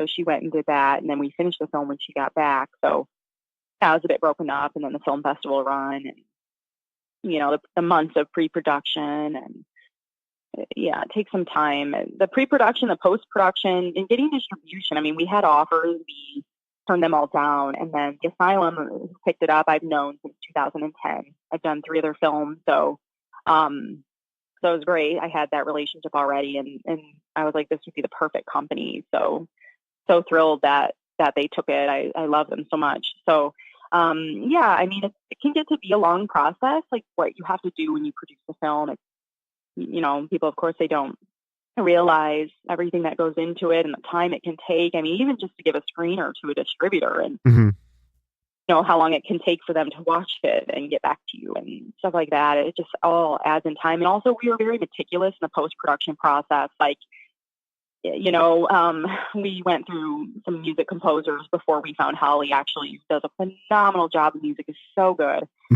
She's so talented. So we didn't accept in post-production like subpar, like what we weren't happy with, which I do see some filmmakers do that because of budget restrictions and stuff like that. Like we got to get this right. So we took the time to, get the sound design right, get the music right, the editing. Like, we were very picky, which is good. I think meticulous is a better word, but that takes time. Right. Yeah. That is the second nerve-wracking phase of a film production, is the post-production phase, getting the color grading right, adding the effects, the editing, of course, making sure all the scenes flow flawless. The filming, has its obstacles, but I think that the post-production aspect is much more intensive, especially when the director leaves it at the hands of the editor to really splice and dice and make it all come together properly.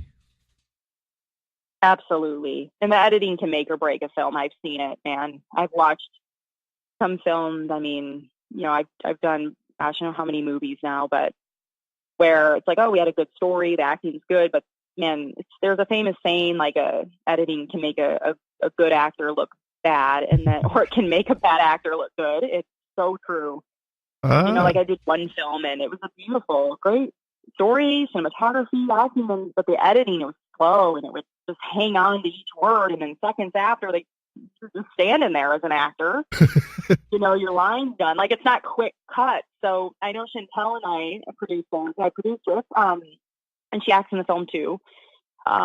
She and I were adamant about having quick cuts. We were like, we want cut. Like, none of this waiting, slow. Editing is so extremely important. Right.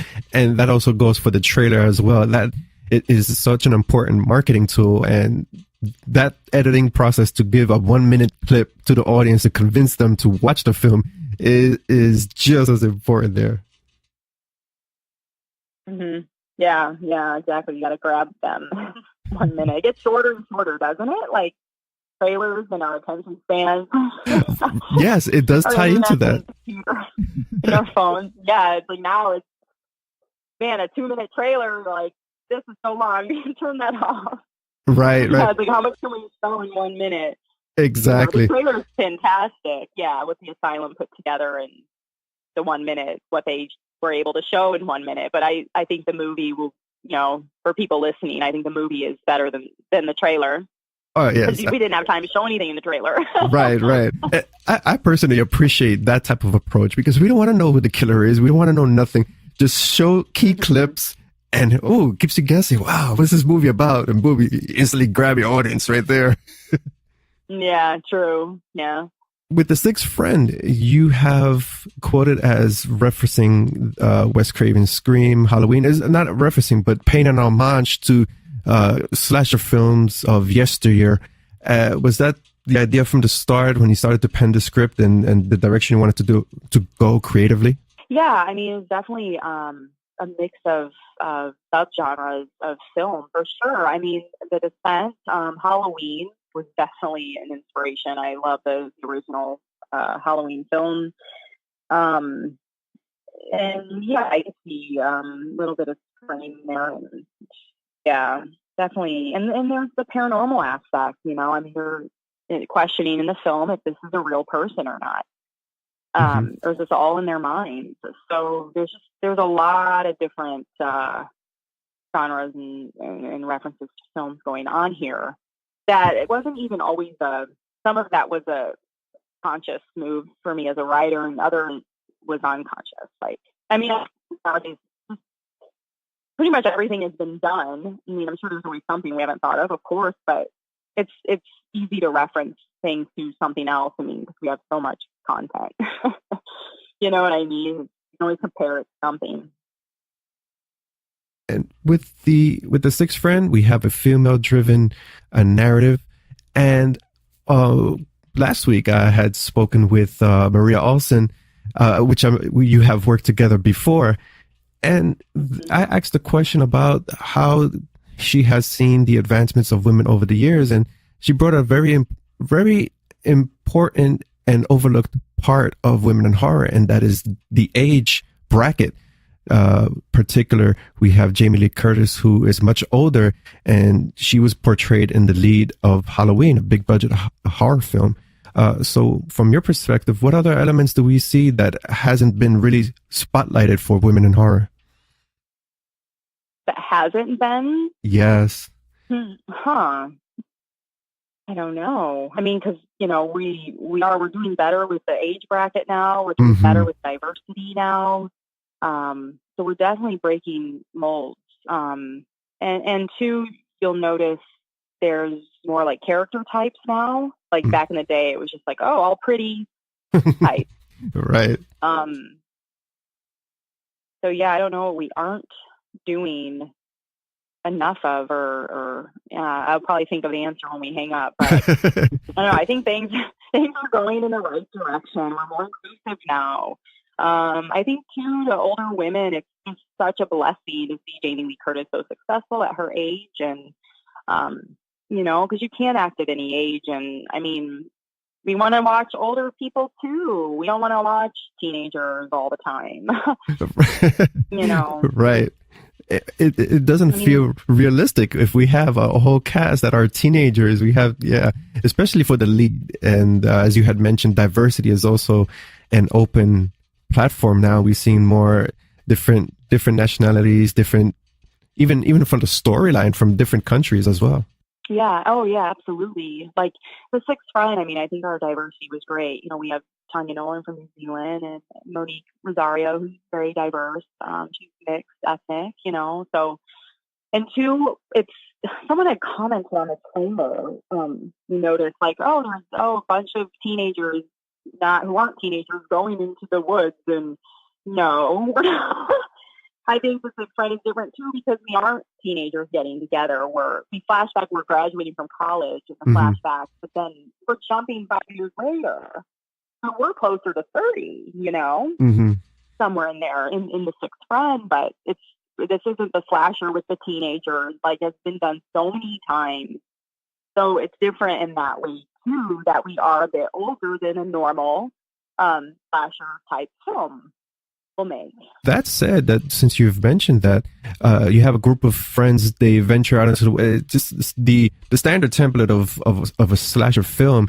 Does that have to do with really, well, we've seen it so many times in slasher, but I'm curious now, does that have to do with the isolation aspect of, let's say, being in a remote location where you have to fend for yourself and in a fight or flight mode? Absolutely. I mean, the cell phone age has made every horror film have to explain how no one has a phone. Right. You watch and you notice that, because otherwise you just call 911, the movie's over. Right. So now we have to be in the middle of nowhere, or everyone's battery is dead because we're in the middle of nowhere and there's nowhere to charge it. I mean, we have to explain all this now. Right. So yeah, the isolation is definitely a huge aspect, and something that we definitely considered, or I considered when I wrote the original screenplay for the movie. I always used to complain about that aspect of being the cell phone being cliche, especially in slasher films, until it happened to me many occasions when I would travel upstate New York and say, oh, wow, yeah, so it is true. Your phone doesn't work in the mountains. Yeah. And it was actually where we filmed The Sixth Friend. Our phones didn't work. So it's true. Wow. So curious, you were working on The Sixth Film because the last we spoke, we were talking about your film that has already released, and coincidentally the other day it was on TV, 420 Massacre. So you were working on The Sixth Friend during that period? No, before 420 Massacre, before I filmed that. Oh, yeah. Wow. Yeah, 420 still playing on Showtime, huh? Yes. Wow. It's a long run on Showtime. I think it started in October. Yes. Yeah, I think that's when I first seen it pop up. And I was quite surprised. Like, oh, wow, look at that. And of course, I watched it again. Diving into your acting credits, you have a slate. No surprise, you have a slate of films. And I do follow you on Instagram. You were in Africa filming a project. Oh, but one project everyone is looking forward to. And of course, Maria Olsen, she mentioned it, and that is I Spit in Your Grave, Deja Vu. Yeah, I mean, it's 2019, it's coming out. And that's really all the information that they've given me, to be totally honest. Like, I'm not withholding any information. I would have thought they would have released the trailers and posters by now, but I'm not sure what's happening or why they're waiting or what's going on, or I really don't have any other news to share about it. Wow. Yeah. Well, I am looking forward to that film, and the trailers, the posters, everything. I am jumping on that as soon as it comes out. I love the franchise, and seeing that through its controversy of what the original film presented to the horror community and general audiences, I think that was the first step for female empowerment, was that exploitation era. Oh, absolutely. Yeah, for sure. Yeah, that film was shocking back then in 1978. That was a big deal. But man, is that a powerful film, and the most powerful film I've ever seen is that original I Spit on Your Grave. Like, it's so uncomfortable to watch that and seems so real. I mean, you really achieved something when that's the effect you created on the audience. Yeah. Imagine watching it as a young kid, which I did at the time. Whoa, what am I watching here? Oh, wow, yeah. Oh, I didn't see it until, like, way later. I was an adult. I can't imagine seeing that as a child. Dramatic. Yes, it was. Well, horror films in general were more extreme back in and that's what I think Hollywood is so afraid of. Most of the films that are released now is PG-13. They want general audiences, and they stray away from the more extreme, controversial aspects. Your upcoming films, what can we be looking forward to for the 2019 calendar year that, of course, you can share? I know, of course, there's some projects you can't. Yeah, I mean, The Furnace. It's a film I filmed in South Africa in March, April 2018, and the faith-based drama. And it's, oh my goodness, the director is Daryl Root. He's nominated for an Oscar for a film called Yesterday, nominated for Best Foreign Film, and Some Little One almost got into Oscars. Like, he's worked with huge stars, and he's just been around since the 80s. Like, he is phenomenal as a director. And this film, the script, like, I watched it. I'm leading the film. I play a woman who gets into a car accident, loses the use of one of her lungs, and loses her husband that night. And then, make a long story short, she ends up doing this race that she's supposed to do with her husband, and has to build her one lung up to be able to run again. She always enjoyed running. So I do this race by myself in the African bush. So, which has many dangers, and it's very much a survival film. And I've turned away from God, but it's not it's not one of those faith-based films where they shove God down your throat every 5 minutes. It's not like that at all. Like, this is a film for everyone. Like, if you've lost hope, lost anyone you've loved, ever been in any sort of apathetic or depressed state in your life, like, see this movie, because It's so moving. Everyone who sees the film cries. And I'm watching myself, which is very difficult for me to do. And I'm crying my eyes out. Oh, wow. In the movie. Like, yeah. And then I watched it a second time. The producer sent me the link and cried again, bawling. And I was like, wow, this is powerful if I'm crying. Because it's hard for me to get involved when I'm watching myself. So, I have so much hope for that film that, you know, people see it and it gets a very wide release because it's just such a beautiful story. And I'm so excited about it. I know they want to do some film festivals and I think it deserves to get into a really big festival. So I'm hoping for that. Like, gosh, I would love that. That's just a dream of mine to always get into a really big festival like Toronto or you know, Sundance or exactly. Yeah, a higher platform, which of course opens the platform for larger distributors because they'll be in attendance in the audience. Exactly. Yeah, exactly. I mean, you get into Toronto, you're up for Oscars. You'll be considered, like your film, you know, will be watched and considered for that. So, I wish, man. This director's had like 5 or 6 films make it to Toronto. Already in his career, so that is great. Something like that would be incredible. Hey, yeah. I'm looking forward to that film because especially now that unfortunately with social media we see a lot of persons that are lonely and isolated and depressed for whatever the reason is, and even though they have social media, there is that restriction of really reaching out and losing faith in one's pursuit of the daily life. Yeah, absolutely. And not only that, I think everyone acts so perfect on social media that it kind of makes you go, man, my life stinks. You know what I mean? It can. But then, like, you see someone that are posting happy photos at a birthday party with their lovely family, and the next week they're getting a divorce. It's like, people do not portray. Right. Most people don't. They portray themselves in the very best light. Like, my life is so amazing on social media, and it's just not real. And then we see that, and we think, my gosh, what's wrong with my life? What am I doing wrong? Right. So I think that definitely can happen. Definitely. It can be very depressing. Yeah. You make a very good point. Sometimes we see the pictures or the videos and we say to ourselves, oh, wow. But that's eye candy. Just as much as those short kitten videos are eye candy, we can't get distracted by things like that.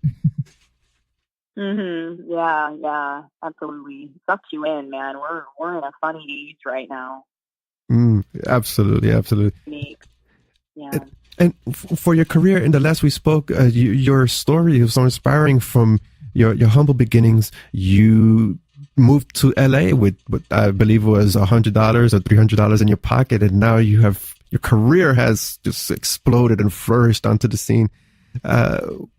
Once again, what is that drive? What is that ambition to be original in horror cinema and also to build legacy for your name? I don't know. I think I just love acting, and I came with $600 in my pocket, and just I was actually going to get married, and I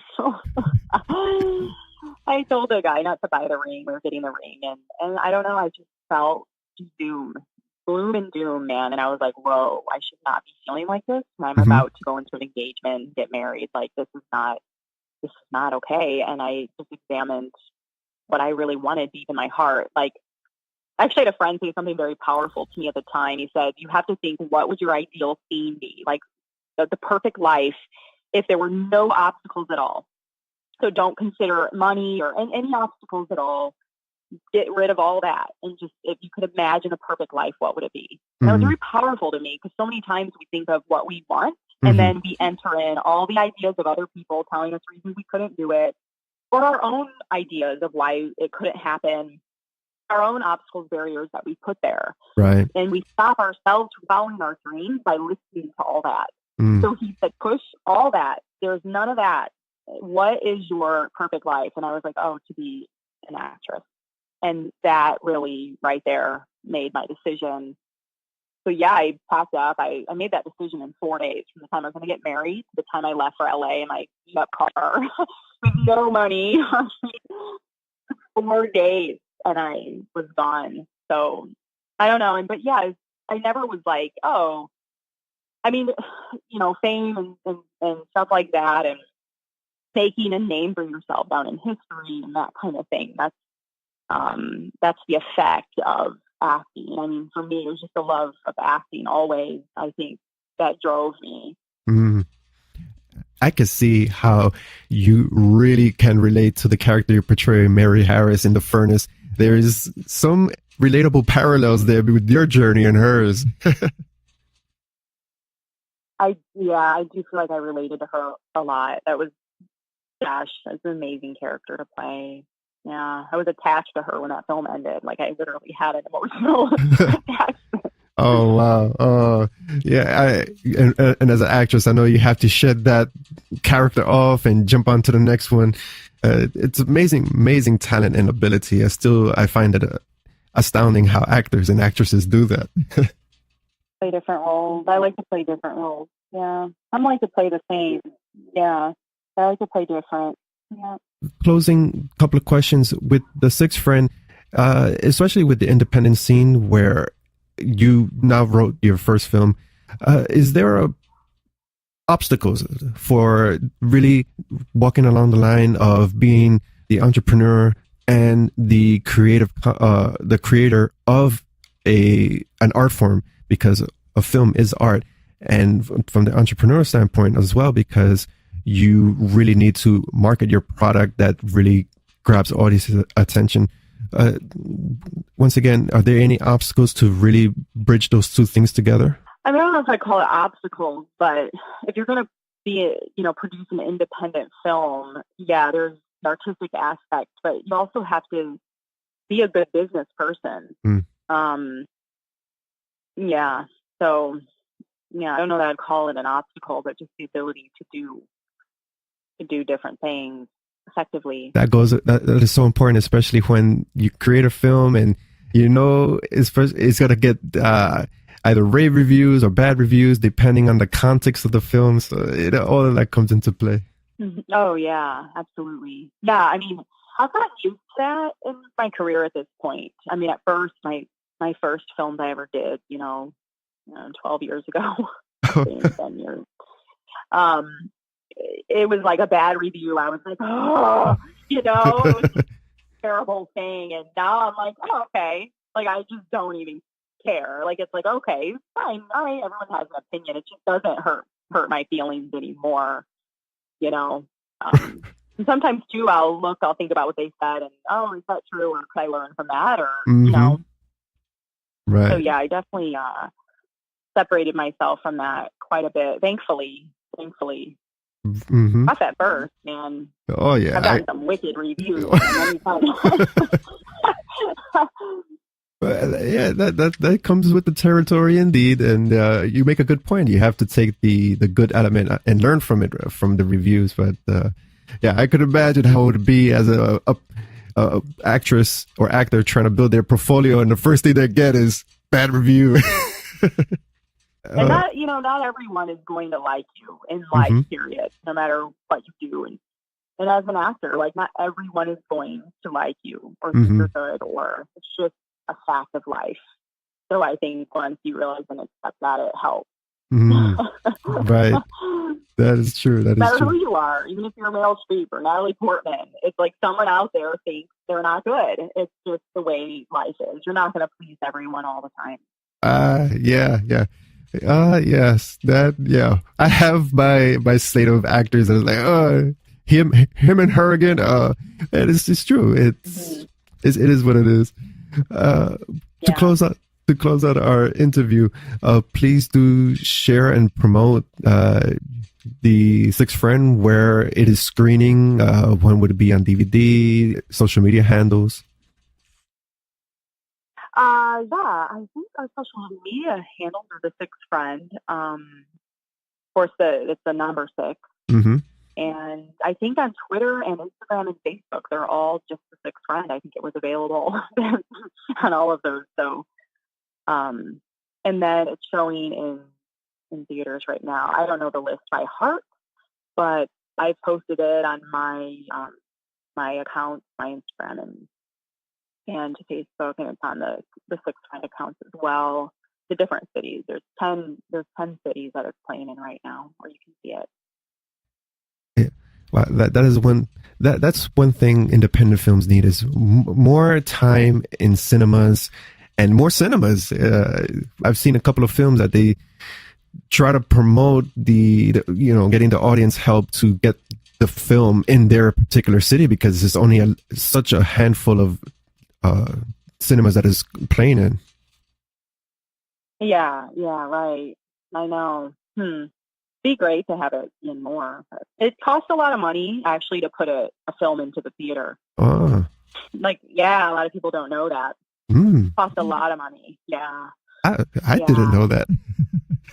Yeah, and then to market the film properly to sell out, sell tickets. I mean, you'd have to put it probably on TV, and it costs a ton of money. I mean, ridiculous amount of money. So that's why more independent films don't do it. Well, thank you, Jamie, for your time once again, and also for this interview opportunity again for returning on DecayMag podcast.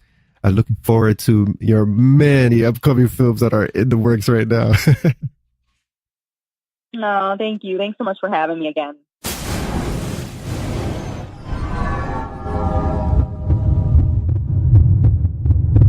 Segment 2.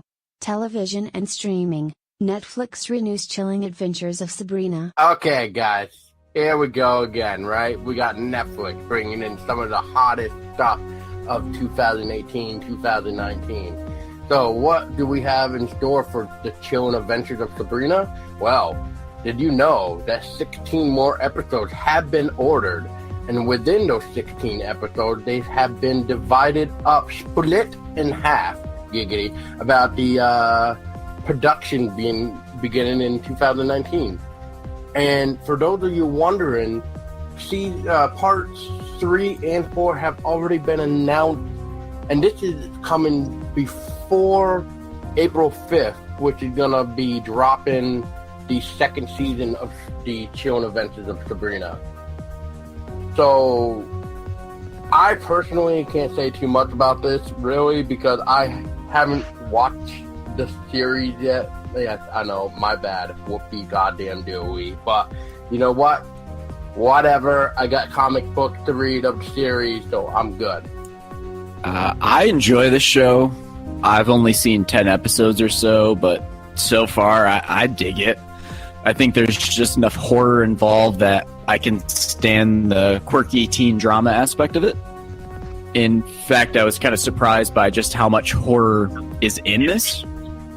And I think this is a similar sense of what, well, not too similar, but when you look at what Fede Alvarez did with Evil Dead, if you're going to remake something successfully, you have to really find a solid medium. You have to stick to the source material enough to be faithful to the tone, but you also have to be original enough to not just make a copy with a fresh coat of paint. And I think that this series does take a teenage witch named Sabrina, and it does manage to also make it feel totally different with a more horror-minded aspect to it. So as long as they can continue to make this show fresh, I think it'll be cool to see more episodes. I'm not against it. Yeah, my wife had seen all the episodes. The holiday Christmas special, I think they had that as well.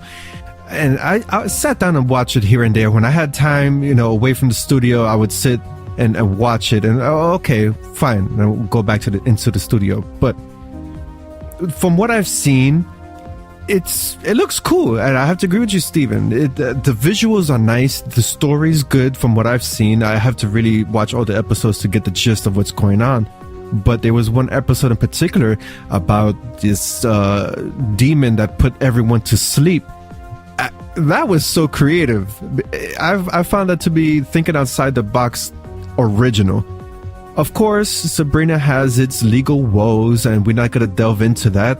But the symbolism and all the dark arts, I'm glad they really emphasized that, because the Sabrina that I know was so family oriented. You had the talking cat, and you had the canned audience laughter. I'm glad that was taken out the picture, and here we have ghouls, demons, goblins, and overall under all that, you have a young teenage girl who's going through a time in her life that she has to make some crucial life decisions, and I think that's a good commentary for teens in today's day and age. I think when I first started watching the series, I was like, all right, this is way different than the sitcom that we're used to. It's more of a darker turn on Sabrina. And what I really enjoyed of it is they deleted most of all the sitcom stuff from it to more serious tone. And that's one thing I really enjoyed about it. And my favorite part out of the whole series was when Sabrina rejected to sign the Book of Satan. For those people that haven't watched it yet, sorry for spoilers. And Satan takes control or possesses the body of the assistant principal and warns Sabrina that his book. And I think that's really got me right into the story itself and a lot with the story. And I hope they do a good job with season 2. I think that my only disappointment with it so far, and this is spoilers, so cover your ears for like 10 seconds, but at least 10 episodes in, Salem hasn't talked. There's that. Well, I think if the cat talks, it would just change the whole dynamic of the series and make it more comedic. I'm glad they went with this dark tone of Sabrina and leave it to Netflix to create something different. And for those who haven't checked out Netflix, they have a long roster of horror, sci-fi. They're leaning more in that direction, it seems. Let's not get into Bird Box. No. That whatever. It really took off because of the internet, I guess.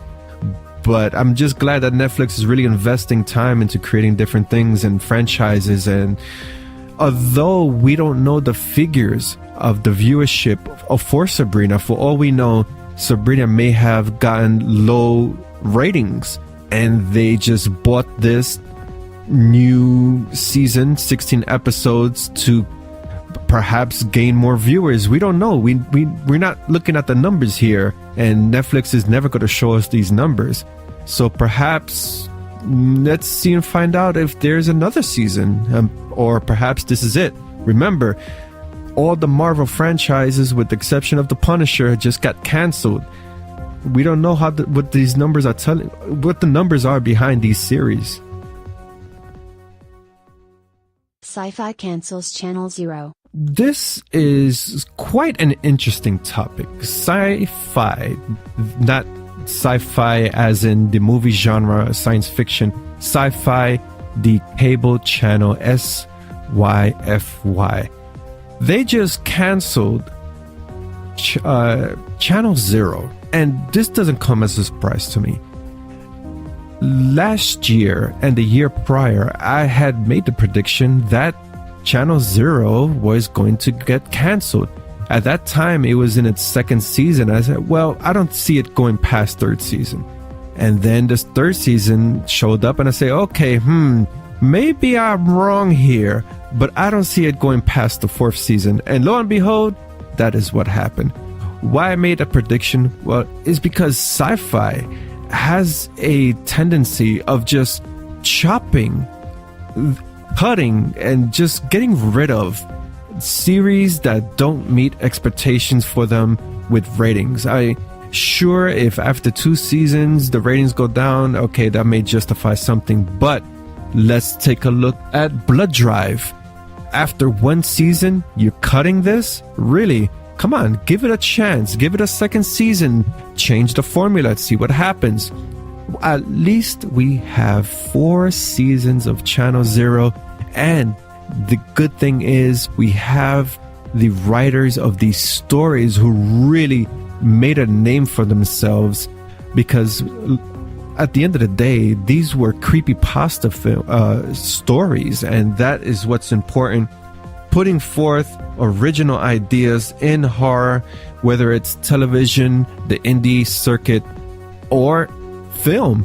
So applause to all the writers that had the opportunity to put their film out there as a television series. Not anybody could do it, but hey, you have the internet, get off your lazy ass, and if you have an idea, put it out there. You never know who's watching. I've never seen Channel Zero in as long as it's been out, and I know we've mentioned that it's creepypasta, but I don't even like read any creepypastas, so I don't know what the TV series itself is about. But if I ever get the chance, I will definitely like watch it and take time on just enjoying it. But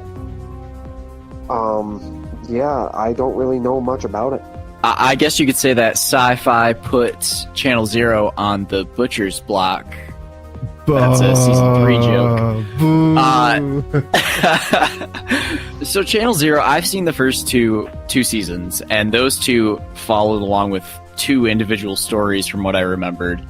And I believe the 3rd season, which don't quote me on this because I haven't fully seen it, but I think that one pulls from a handful of stories. I know that it's supposed to cover the stairs in the woods aspect, which is from the search and rescue stories, which are my actual favorite of all the creepypastas that I've read or heard so far. And I don't know, I feel like this is kind of a mistake because, like we mentioned before when we talked about this kind of topic previously a few weeks back with the Russian sleep experiment film, the creepypasta movement has been fantastic in getting younger people not only involved in horror but in writing and storytelling. And these typically, these aren't stories by established authors. This isn't a Stephen King novel. This isn't Clive Barker's latest. These are high schoolers and college kids, or just people with a story to tell, and they write it up and they put it online in some place like a creepypasta website, or they go to Reddit on No Sleep, and some of them are met with so much success and so much love they go viral. And this show took the potential of these stories and they showed what you could do with these stories, and I think in many ways they killed off a chance to champion originality and stories written by the little guy. And I've been a big fan of the series itself. From what I've seen, I enjoyed both installments, and it's really cool to kind of put an image to these stories, and especially with this 3rd season, which I was excited to see, with this whole aspect of staircases in the woods, which I heard about. As a kid who grew up in Michigan hiking in the woods and camping out with friends, these kinds of stories are more than a little nostalgic. I mean, these are ghost stories for a new age with a new medium, and I think that canceling this show was a mistake. But, it took decades for TV writers to use Tales from the Crypt, so maybe there's hope to see this in the future again. I don't know. I must say that I am familiar with the 1st season with Candle Cove. Great story.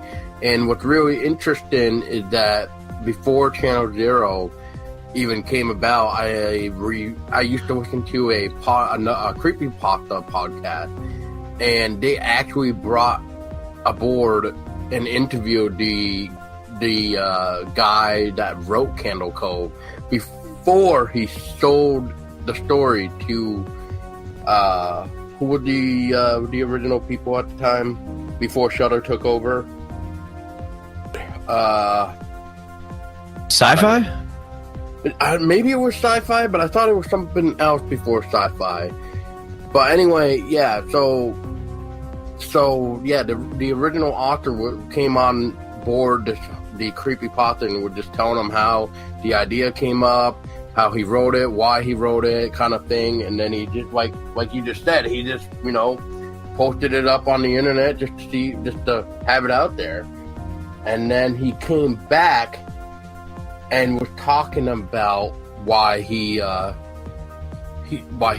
sold it to possibly make it a TV thing.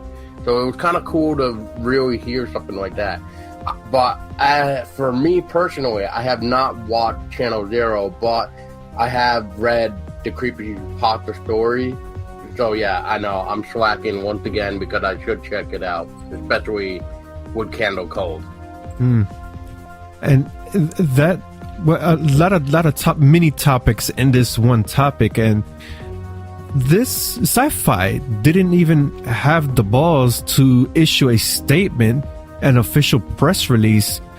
This news, which, hey, it was posted on Nick and Tosca's Instagram, and I do not consider Instagram and Facebook and all these as news sources, but this is where he posted the notice stating that, hey, there's not going to be any more.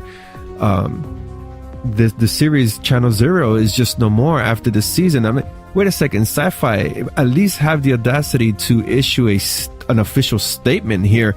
You guys did it with Blood Drive. At least have some consideration here. This was 4 seasons, and it had a following. Well, in any event, he noted the writers, which were Chris Straub, Brian Russell, Kerry Hammond, Charlotte Bywater, and the seasons were Candle Cove, No End House, Butcher's Block, Dream Door, and for those who haven't seen it, Tristan, Paul, it's fantastic. Beautiful visuals. For some reason, Syfy does spectacular work in series, but their films, atrocious CGI. But hey, once again, applause to all the writers behind this Channel Zero franchise series. Hey, I hope they make a film out of it, like an anthology film. This can continue in a film festival run, indie circuit. Fuck Syfy if they want to cancel it, whatever. They're not giving this another chance. It is what it is. Final thoughts here, Steven. I think it's a big mistake. I think this is a huge missed opportunity for them, not only to the people who are already fans of the show, but to people who have kind of looked at this as an opportunity and a reason to really champion something when they write. I mean, this is a movement that is primarily focused on with the youth, and I think it inspired a lot of people to move forward with actually trying to write something. So I think there's a lot of repercussions that can happen with this. I never seen it. I do agree with you guys that I should see it, and that I hope it does.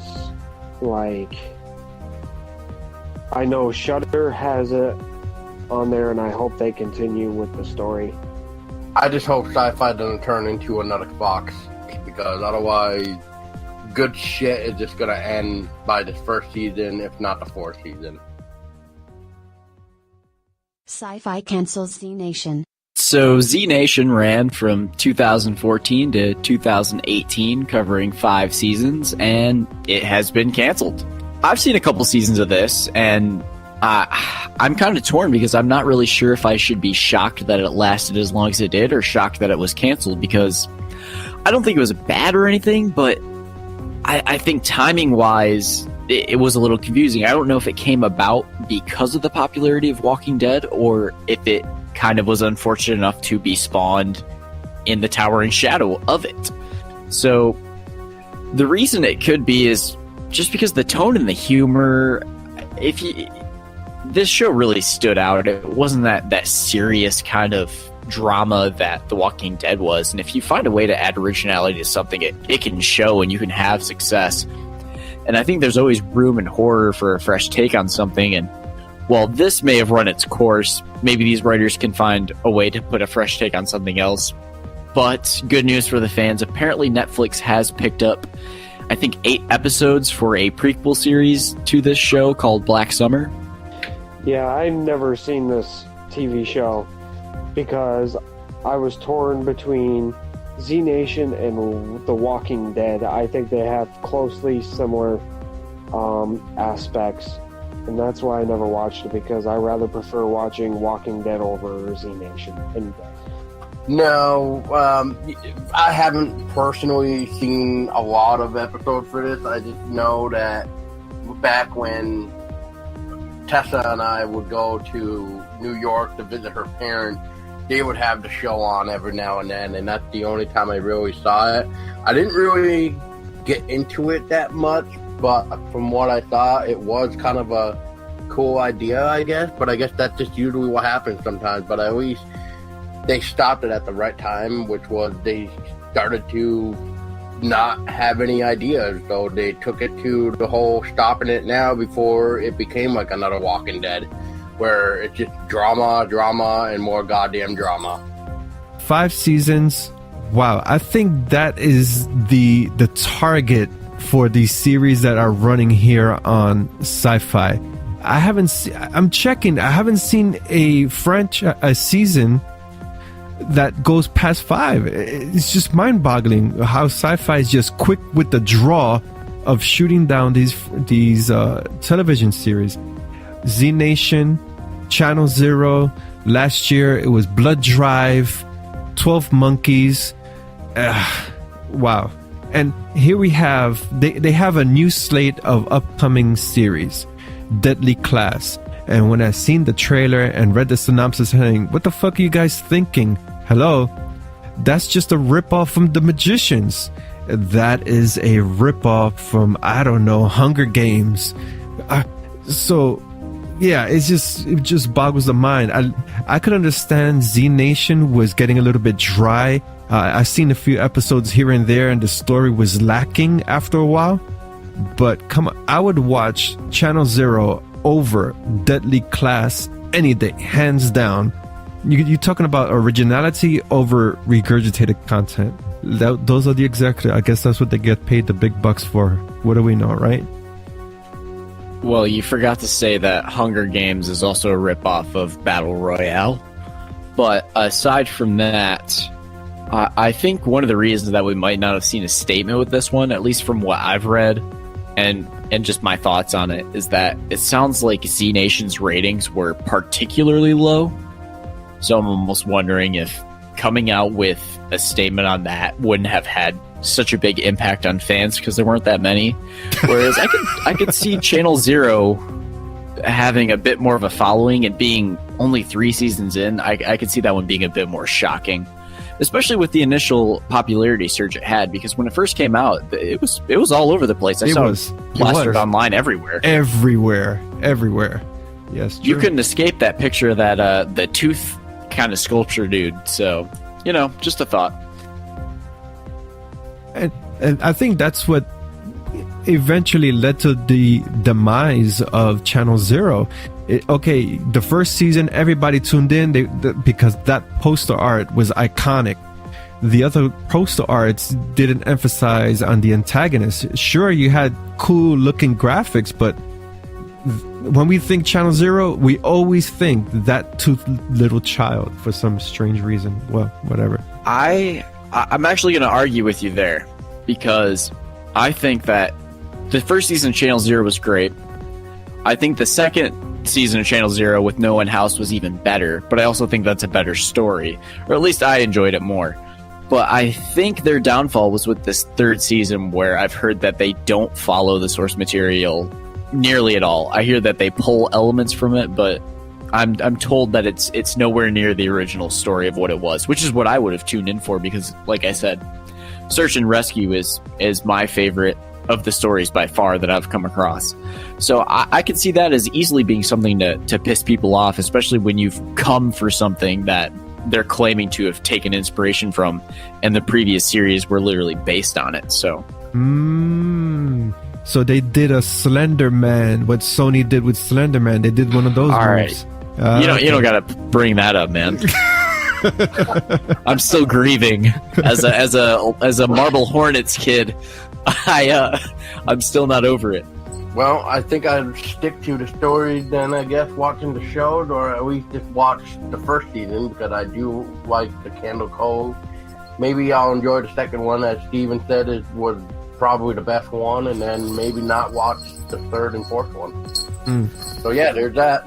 Yeah, but for Z Nation, I was never a fan. My wife watched, I don't know how many seasons or episodes, but every time there's always a long list in our DVR for Z Nation. I'm like, oh, this again?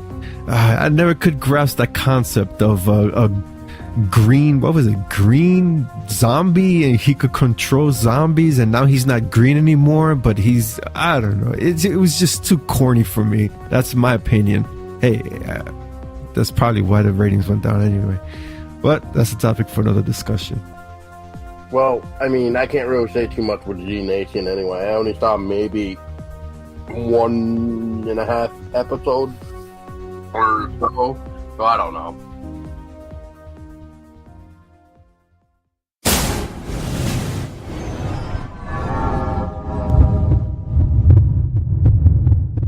Segment 3 Trailer First Impressions. The Amityville Murders. I see the end coming. A terrible, beautiful end.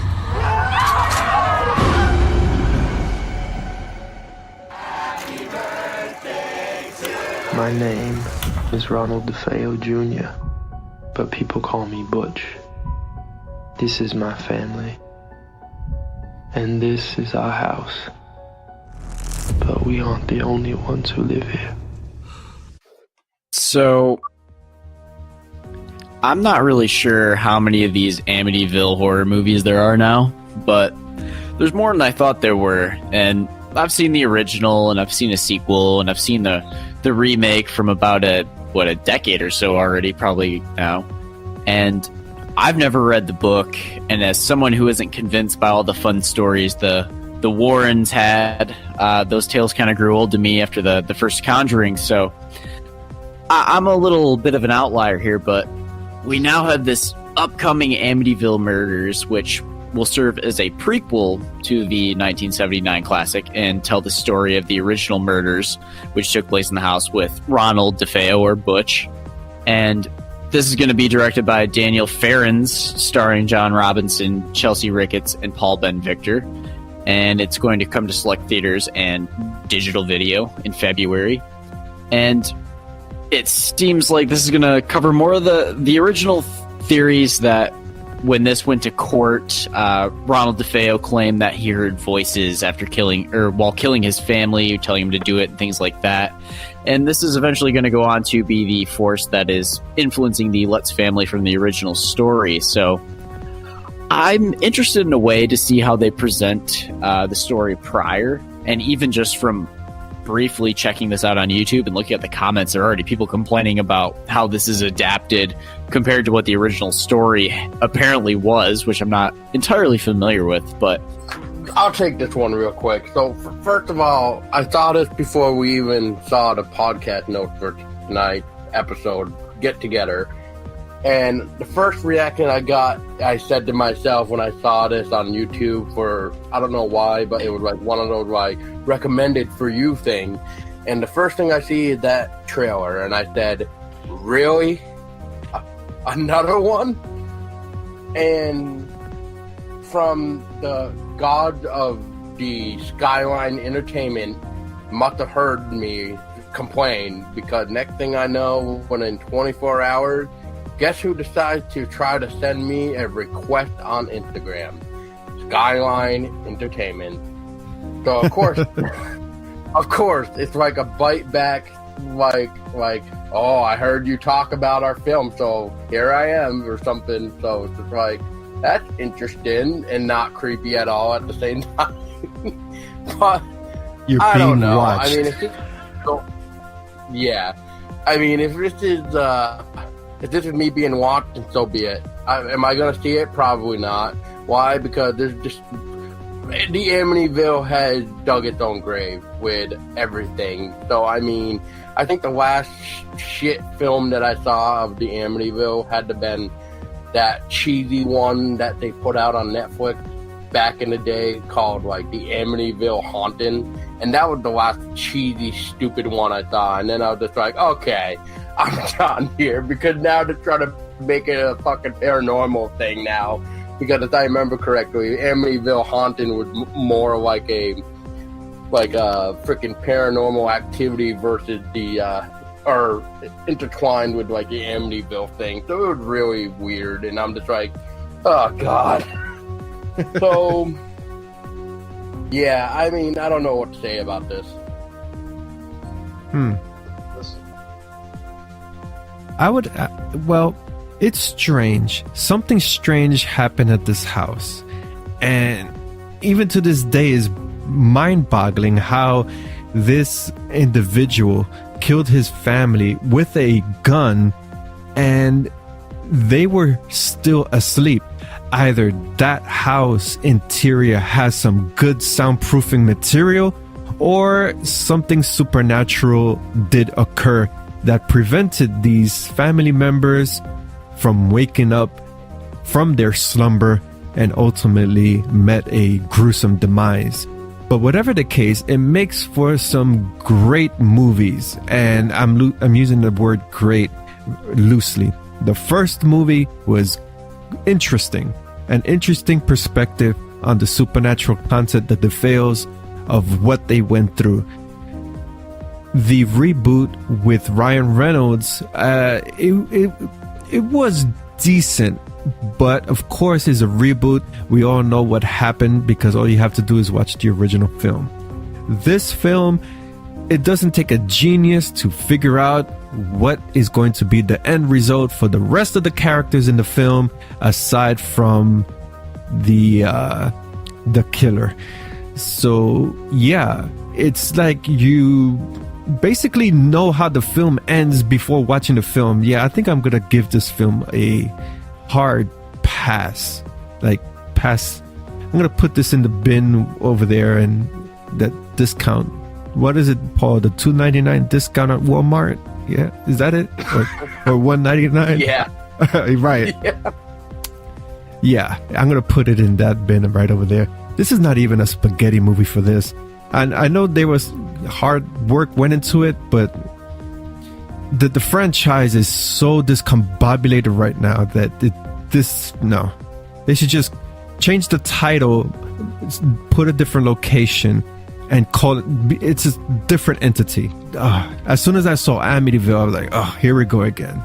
Whatever. Exactly what I said, and that's what made me want to take a dump on it. Wow. I see. I was more nicer. I said that the bargain bin in Walmart. You just want to outright just... Yeah, okay. Moving along, well, Tristan. Well, I mean, what is it now? Like, this... How many... Like, every year that we got to get an Amityville film, or every 2 years we get an Amityville film? Like, come on, knock it off. Like I just said, you guys have dug the grave deep, so to stop. Yeah, this is way overkill. Overkill. I think I'd rather watch Chucky versus Leprechaun than watch this. I tell you. Oh, wow. Tristan, your thoughts on this? I mean, I seen the Ryan Reynolds remake, and I really liked it a lot. My favorite so far is Amityville Awakening. I really like that story, but I don't really know much about Amityville itself, which I want to. But like you said, Ken, it's just boring. Like, this is the same thing like I said on our episode last week, is that it's getting boring. You know, you bring a new installment into the same franchise, and it's just not going to catch the audience that they want, and I'm getting bored with it, and just hearing you guys talking about it. Wow. Okay, so let me get this straight. We're old and boring now. Oh, okay. I see where this is going. Wow. Now I seem like the respectful one. Yeah, but Steven, it's true. How many installments, not even a series, but as a film, are you going to regurgitate the same shit over and over and over and over again? Come on. I mean, wow. It's just... Yeah, I have no words. I'm badonkadonk. I don't know. Let's put it this way. Every year, Bloody Disgusting does like a little event where they'll get a bunch of theaters across the country together, and they'll do a few nights where they do double features. They usually do it in October, I think, and they do it like each Friday. And this year, I know this because it was in one of my local theaters. They were doing a double feature with it was Amityville, about time and evil escapes. I don't even know, are those made for TV? Are those actual sequels? Are they completely separate entities? I don't even know where this series has gone. I can't even keep track of it. I know there's been a lot more since then. There's been a reboot. I'm sure there are others in the independent scene that I've never heard of. I don't know where to keep track of this. I don't know what's related to what. I think after a certain point, it becomes too convoluted to care. And I think that's where we're at with this. I think we're all in agreement here. Yeah, we all are. And they should just stop. Wow. Yeah. The house is not even haunted. It was, I don't know what happened to the DeFeos when they moved into the house after the murders. I don't know what happened, that they had to run out of there literally with the clothes on their back. Whatever happened, it's a mystery, but it makes for a good story. One good story, not 24 or whatever the number of films there is in this franchise. Happy death date to you. Dispatch, I'm at 11:55 at the hospital. Need immediate assistance. Why are you doing this to me?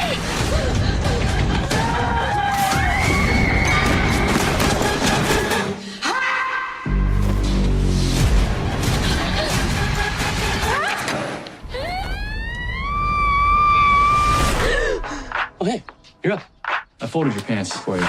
No. So, I never seen the first film, but this one, when I first watched the trailer, I was like, oh god, here we go again. We got a combination of comic relief with horror. And it kind of reminded me of like Chucky and Leprechaun. You had too much comic relief in it, and I think it's going to ruin everything about that film franchise. And I don't know what else to say about it. I mean, I've never seen the films, and I probably would never in my entire life watch the films because I hate that kind of combination of movie, because it reminds me too much of Leprechaun and too much of Chucky.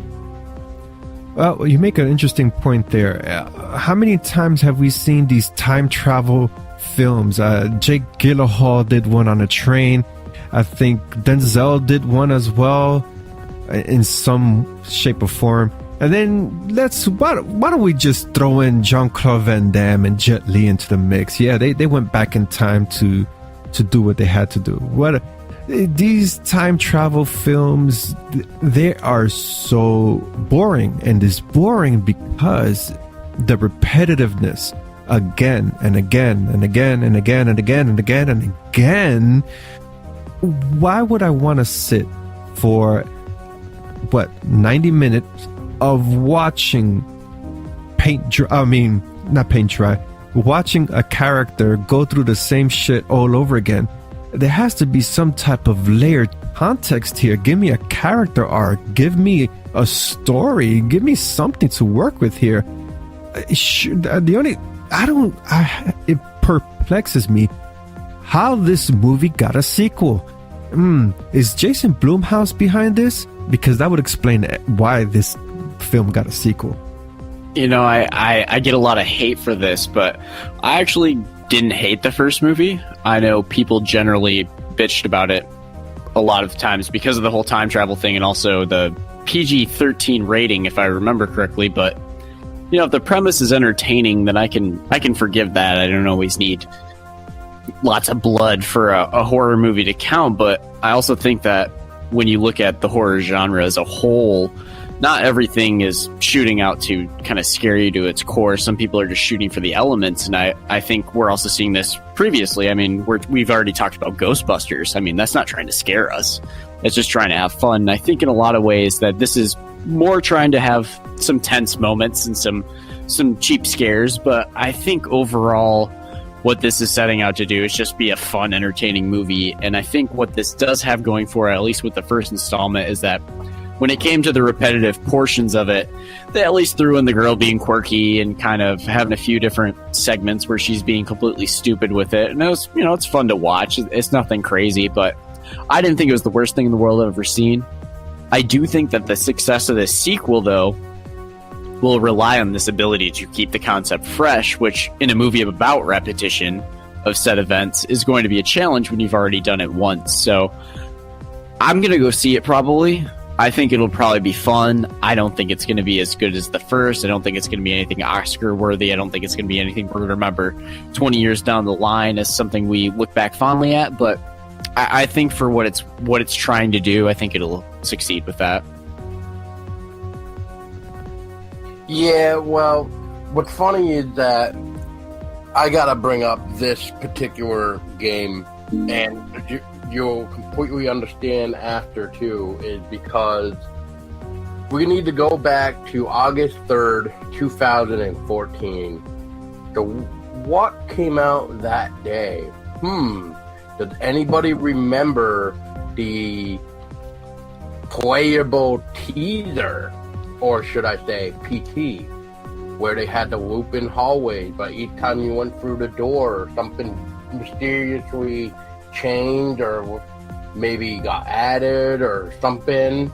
Ooh. And that's exactly what Happy Death Day reminds me of with this bullshit loop-in.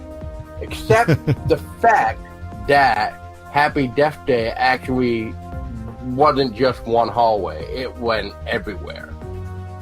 So it's almost, I don't guarantee my word right here, but it's almost as if somebody saw the reaction to that type of thing when PT blew up the internet, because it was a playable teaser for, at the time, the upcoming game Silent Hill, before Konami canceled it. So I mean, it maybe Happy Death Day kind of took a page out of that, but they took it to a whole new way of looking at a loop-in quote-unquote hallway, but in this case it was like a loop-in death. But with part one, I could understand it's a one-shot deal. I've named a couple of actors that also portrayed a character in a similar situation. Jake Gyllenhaal and Denzel Washington. I'm sure there's others, but those are the ones that really stick out for me at this moment. And those are one and done deals. Here we have a sequel doing the exact same thing as the first film. Now, you go to the movies, you shell out $30 or whatever the case may be, probably $50 if you go buying popcorn and whatever for whoever you're taking to the movies with. You watch part one, you leave the theater, either you liked it or not, but are you going to go back to pay $30, $40, $50 to watch the same thing you've seen, but 2 or 1 year ago? That's what's kind of weird here. Like, who's actually buying this stuff? I mean, I have the same question every time I hear, like I said earlier, somebody complain about another Friday the 13th. I mean, he's going to show up and he's going to stab people. I mean, how many other ways can we cut it? It's just a matter of what you enjoy and how many times you're willing to experience it. And I think the theme of this film makes that statement ironic. But overall, I think if you can find a way to make it charming and at least do something different with it, and I think it does get self-aware to a point where it's fun, but it's not breaking anything to the point where it's stupid. And some people have other opinions, and that's fine. But I think overall, it doesn't overstay its welcome. It's not a super long movie. It's nothing that's trying to be anything more than just a fun romp. And as far as I'm concerned, Paul, it should be called PTSD because I'm still sad about Silent Hills. And I have a huge debate about that, which we'll go into another day. But if you want to buy my PS4, it's still loaded on there. $5,000 is the starting bid. Well, I hate to break it to you, Steven, but now people can just download that new PC demo of it. It's not the real deal. No, it's not. I agree with you, Ken. Like, there's too many time traveling movies, like Jean-Claude Van Damme, Time Cop. We have the Denzel Washington Deja Vu film. Deja Vu, And there then- you go. And then there's another one that you forgot to mention, Ken. I don't know if anybody else. This was a reboot as well. It was Time Machine with Guy Pearce.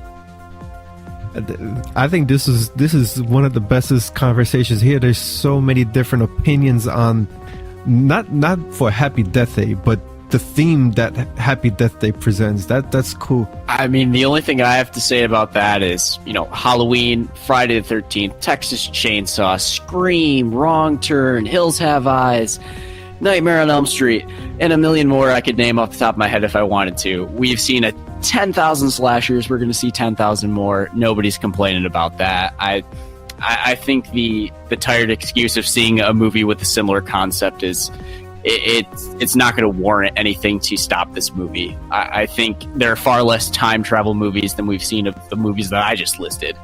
So those aren't stopping anytime soon. Why would this? And you mentioned Wrong Turn. I have to inject a joke to close out the comment, to close out the segment. My wife, I always bother her because when I flip the channel, sometimes when I get a chance to watch TV and I see either Wrong Turn or Hatchet, I say, "Hun, they have your favorite movie on." She gives me that look. It's the same look that Tessa gave you, Stephen, earlier in our podcast recording.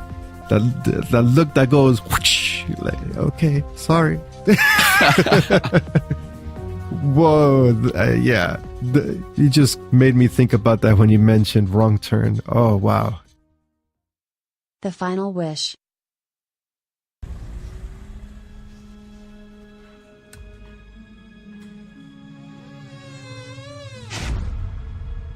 Mom? Dad?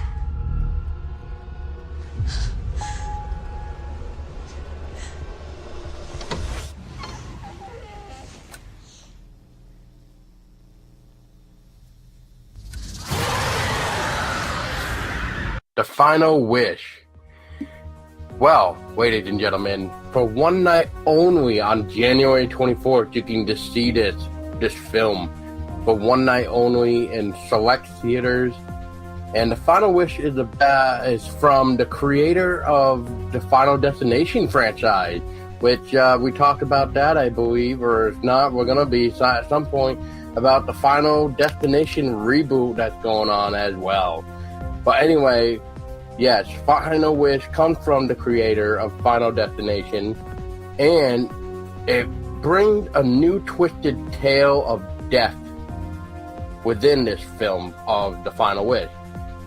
And with the unexpected passing of his father, which is Aaron, who tries to come to terms with his grief while supporting his devastated mother, shifting through his father's belongings, Aaron comes upon an urn that is far more than what it seems to be.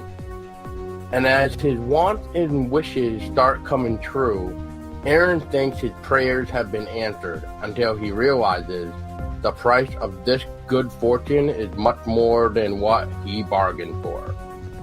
So, this trailer that is presented here is about 2 minutes and 42 seconds. And this is what I have to say and what I've learned from the trailer. So at the very beginning, we see the protagonist, female protagonist, walk into, I'm assuming, her home. And as she's like trying to set something down or turn on the light, it seems the door slams behind her. And then that is when these creaking noises start to begin. And eventually these noises lead to this closet or some sort of weird room where as she looks down at the ground, there's a device. And at one point in time, the light flickers on this device to reveal a monster just as that female protagonist screams. Later on within the trailer, we see an older lady, which I'm assuming is the mother, moaning possibly of her lost husband. which later on, the mother seemed to not be who she is anymore, because now she's talking with a very weird and high, angry voice, like she was possessed by a demon or something. And then later on, we see the husband is dancing with his wife, but this time, as we see him come out of the shadows more, his face isn't so pretty, we'll just say, or handsome in this case. So then all of a sudden we get about, I'm assuming Aaron is talking about, he finds the mysterious urn, and which becomes really weird because now it shows this lady taking a bath, and above her, which I'm still trying to figure out who the hell would put a radio above themselves when taking a bath, because as we all know, electronics, bathtub, you're gonna get electrocuted to death. But within the trailer, what seems to be really interesting about this part is that it's almost as if time is starting to slow down or something is going on here. I'm not quite sure, because the radio all of a sudden starts to talk very slowly. And then at some point in time, the radio just begins to shake. So that indication that at some point in time, the shaking of the radio is going to fall into the bathtub and electrocute this lady? Maybe. We will have to wait and find out. But as the final conclusion for me for this trailer is that, I don't know about you guys, so I'd like to hear your thoughts as well, but this trailer seems to be too long, especially with all the stuff that they throw into this thing. And do you guys possibly believe, like I think, is that this trailer does show so much that it possibly showed all the good parts? And this trailer is 2 minutes and 42 seconds. I think that what they actually did was they took Lin Shaye and they made Insidious 7 or 8 or 12 or whatever number they're at, and they're planning to work off her performance and Tony Todd to draw people in, because I briefly saw him. And I hate cutting films down before seeing them, but so far I'm not on board with this. The Wish thing might be a different angle, but the rest of the trailer seems like some pretty heavy tropes that we've seen so many times before. And Paul, I would not be surprised in the least bit if this shows every last scare that's in this film. Like Halloween did? Oh! Absolutely. Ouch. We all know that Michael Myers is notorious for ripping people's teeth out.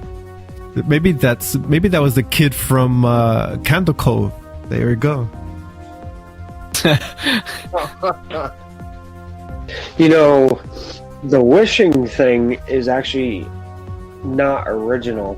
I mean, I don't know if you guys remember at Wish Upon, the girl finds this little box and she wishes, and when she wishes, someone died. So seeing this being used in a different story might make it more interesting, but it might not. So it might be a little bit of an intake. It's going to take a while to get used to, but yeah, I agree with Steven that it might be kind of interesting to see how they do this one with that kind of story. Well, first of all, I have to commend Paul. Paul, yeah, you really dissect every scene from these trailers when we do trailer reviews. Every time I look forward to it. I don't need to watch the trailer. You just break it down. This person did this, they did that, boom, boom, boom. Good. Anyway, the final wish. Okay, we have doppelgangers. If no one has noticed it, the mirrors are the evil side of the persons living in the house. Also, on the poster art, the word "the" is written in reverse, which also alludes to doppelgangers in this film. Now, are we seeing a trend here with doppelgangers? We spoke the last time about that upcoming film Us that deals with doppelgangers. But the trailer for Wish, Paul, I agree, they showed way too much here. 2 minutes and 43 seconds. For that, might as well make a short film and add the rest of the 6 minutes and change, and you have yourself a short film with Lin Shane. I love some elements of this trailer, which was the color grading. I think there's a story here, but it's not original. We have the trinket. Hey, they already made a film about the Dubik box. Now we have a haunted urn. But a lot of the things in this film just reminded me of Final Destination. And hence we have The Final Wish, Final Destination, from the producers of Final Destination. Can't you come up with a different title that doesn't involve the word final? That's my final thought. There's so many finals here going on. And I mean, it's pretty soon we're going to have the final wishblower and, and whatever. I mean, everything's got to be final, I guess. So I guess to put it out there, my final thought then is, I guess we're coming into maybe another type of trend now, where now it's the doppelganger's turn to take the screen, and maybe they can do it right, maybe not. But I mean, I guess we'll have to wait and find out. The final wishblower sounds like a really bad porno. Thank you. I was thinking the same thing. Whoa. well, straying away from that topic, I don't want to read too much into things or really kind of speculate, but typically, I know at least with larger studio releases, the people responsible for the trailer are marketing specialists who are strictly trying to take what the studios give them to make a trailer that is meant solely to draw people in, whether that gives them the correct impression of the movie or not. And we've seen this a lot of times come under fire with things like The Witch or It Comes to Night, a lot of the A24 stuff especially. So this may be an instance where, we might be kind of firing away at this movie, but realistically, the people behind it may not have had anything to do with this trailer at all.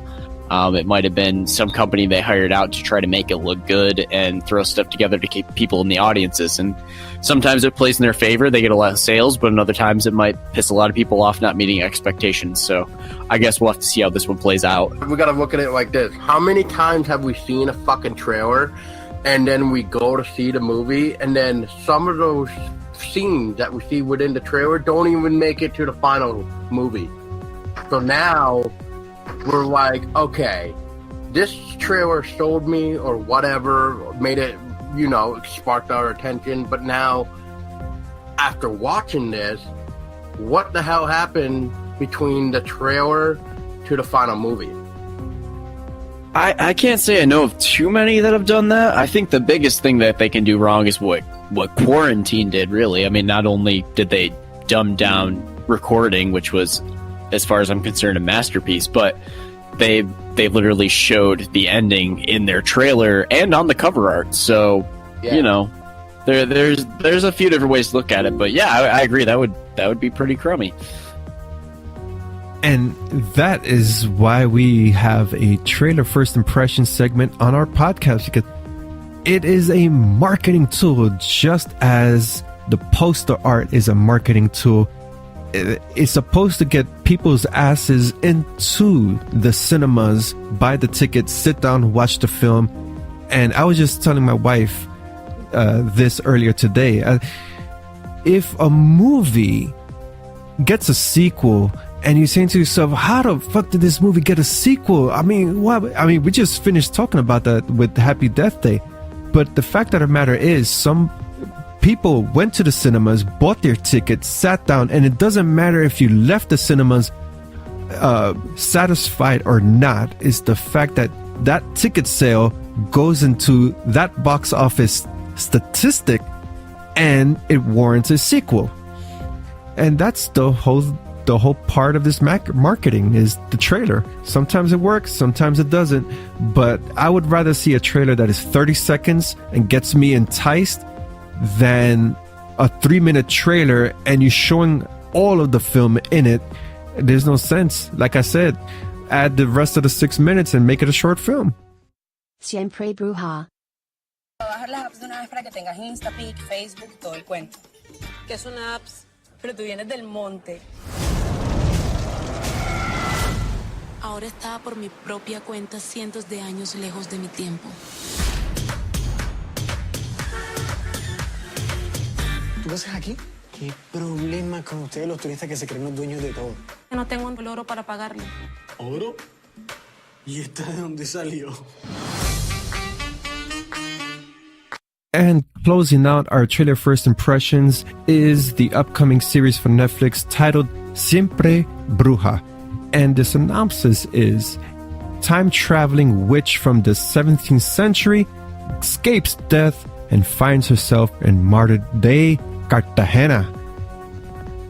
The shining aspect here is, as a Latino, Netflix is really jumping into Latino horror content. First, we had the comedy action horror Diableros, which is currently on Netflix. And if you haven't seen it, do check it out. It's a whole different take on demon hunting, paranormal, and all that fun stuff.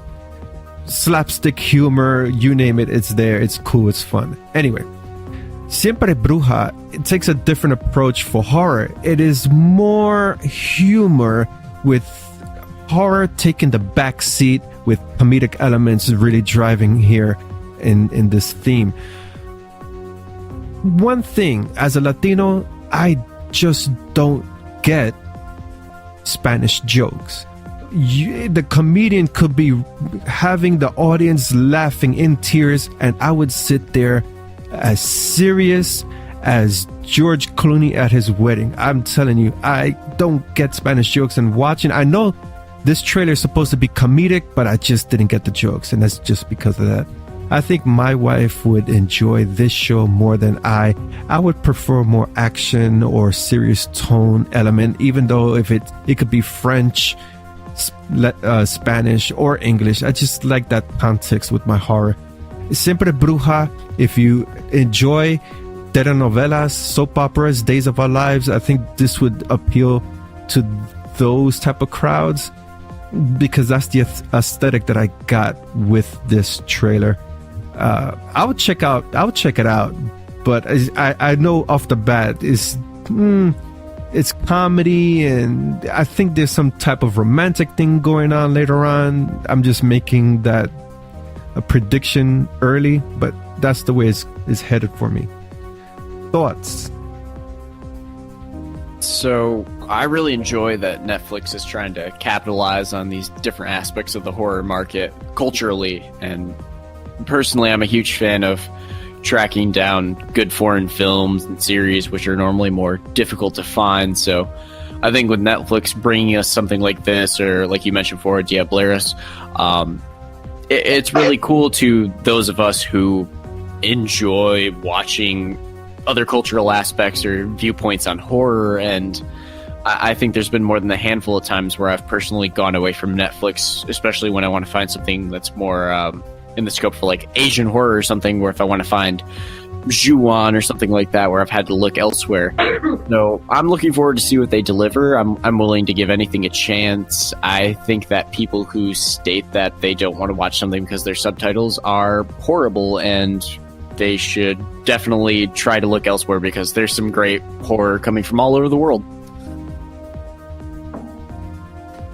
Yeah, I mean, I don't know if this would be up my alley, so I'll have to agree with Ken on that. But, I mean, I don't know. It's kind of weird that we're going back to, like, the 1692 days for, like, Salem or whenever the hell this is going on. But I'm thinking of Salem witch trial right now, where now we got to bring in time traveling to the weird superstition of witches and stuff like that, where now she in the modern world. And there's a part also in the trailer where she said something about, like, I can pay with gold or something like that, and the other guy's like, where are you even from? And it's just like, Like, so it's like, okay, like, we know she's different, but come on now. I mean, what the hell is going on? And I mean, and it's sad, as much as I hate to say it, but I think this world is becoming more stupider as the years go on. I mean, look at school nowadays, too, where, like, you know, they don't even want to teach children cursive anymore. And pretty soon, how is people going to freaking sign a check? But they can't sign a check because they don't know how to do cursive. So in this case, I don't know. I almost feel like this could end badly, especially with some of these jokes. It might not be funny because it almost seems like maybe, and I'm not trying to say everybody is stupid, but I'm just saying, I don't know. I mean, maybe we have to be completely mind dumb to understand the jokes that are coming in. I think the time traveling concept of horror movies is rearing its ugly head again, because we've seen this done multiple times and it's just getting boring. And it's not just getting boring, but it's getting old at the same time. And now we're like seeing witches getting time traveling to the modern time, which reminds me of like that movie with Vin Diesel, The Witch Hunter. And, you know, that was very unique. That had a good storyline. And now we're seeing this happening, and it's like, really, guys? You can't come up with anything more original? So my thoughts on it is it's really not up my alley. I don't know if I'll watch it, but I might. I'm just glad Netflix is diving into different cultures. And just as Stephen has mentioned, we have Train to Busan. We have Ghoul from India. We have Diableros from Mexico. Wow. I haven't seen Shudder do this. Is Shudder doing this? Is Hulu doing this? I'm just curious because I don't have that streaming service. A handful of Shudder series are from different countries. I think it's more of like a European, but I mean, there's a handful that are not English. I'm drawing a blank on some of the names of them, though. Well, I know Hulu is supposed to be getting the brand new Anne Rice's Vampire Chronicles at some point, unless it's already on Hulu, but last that I knew, that was still coming sometime.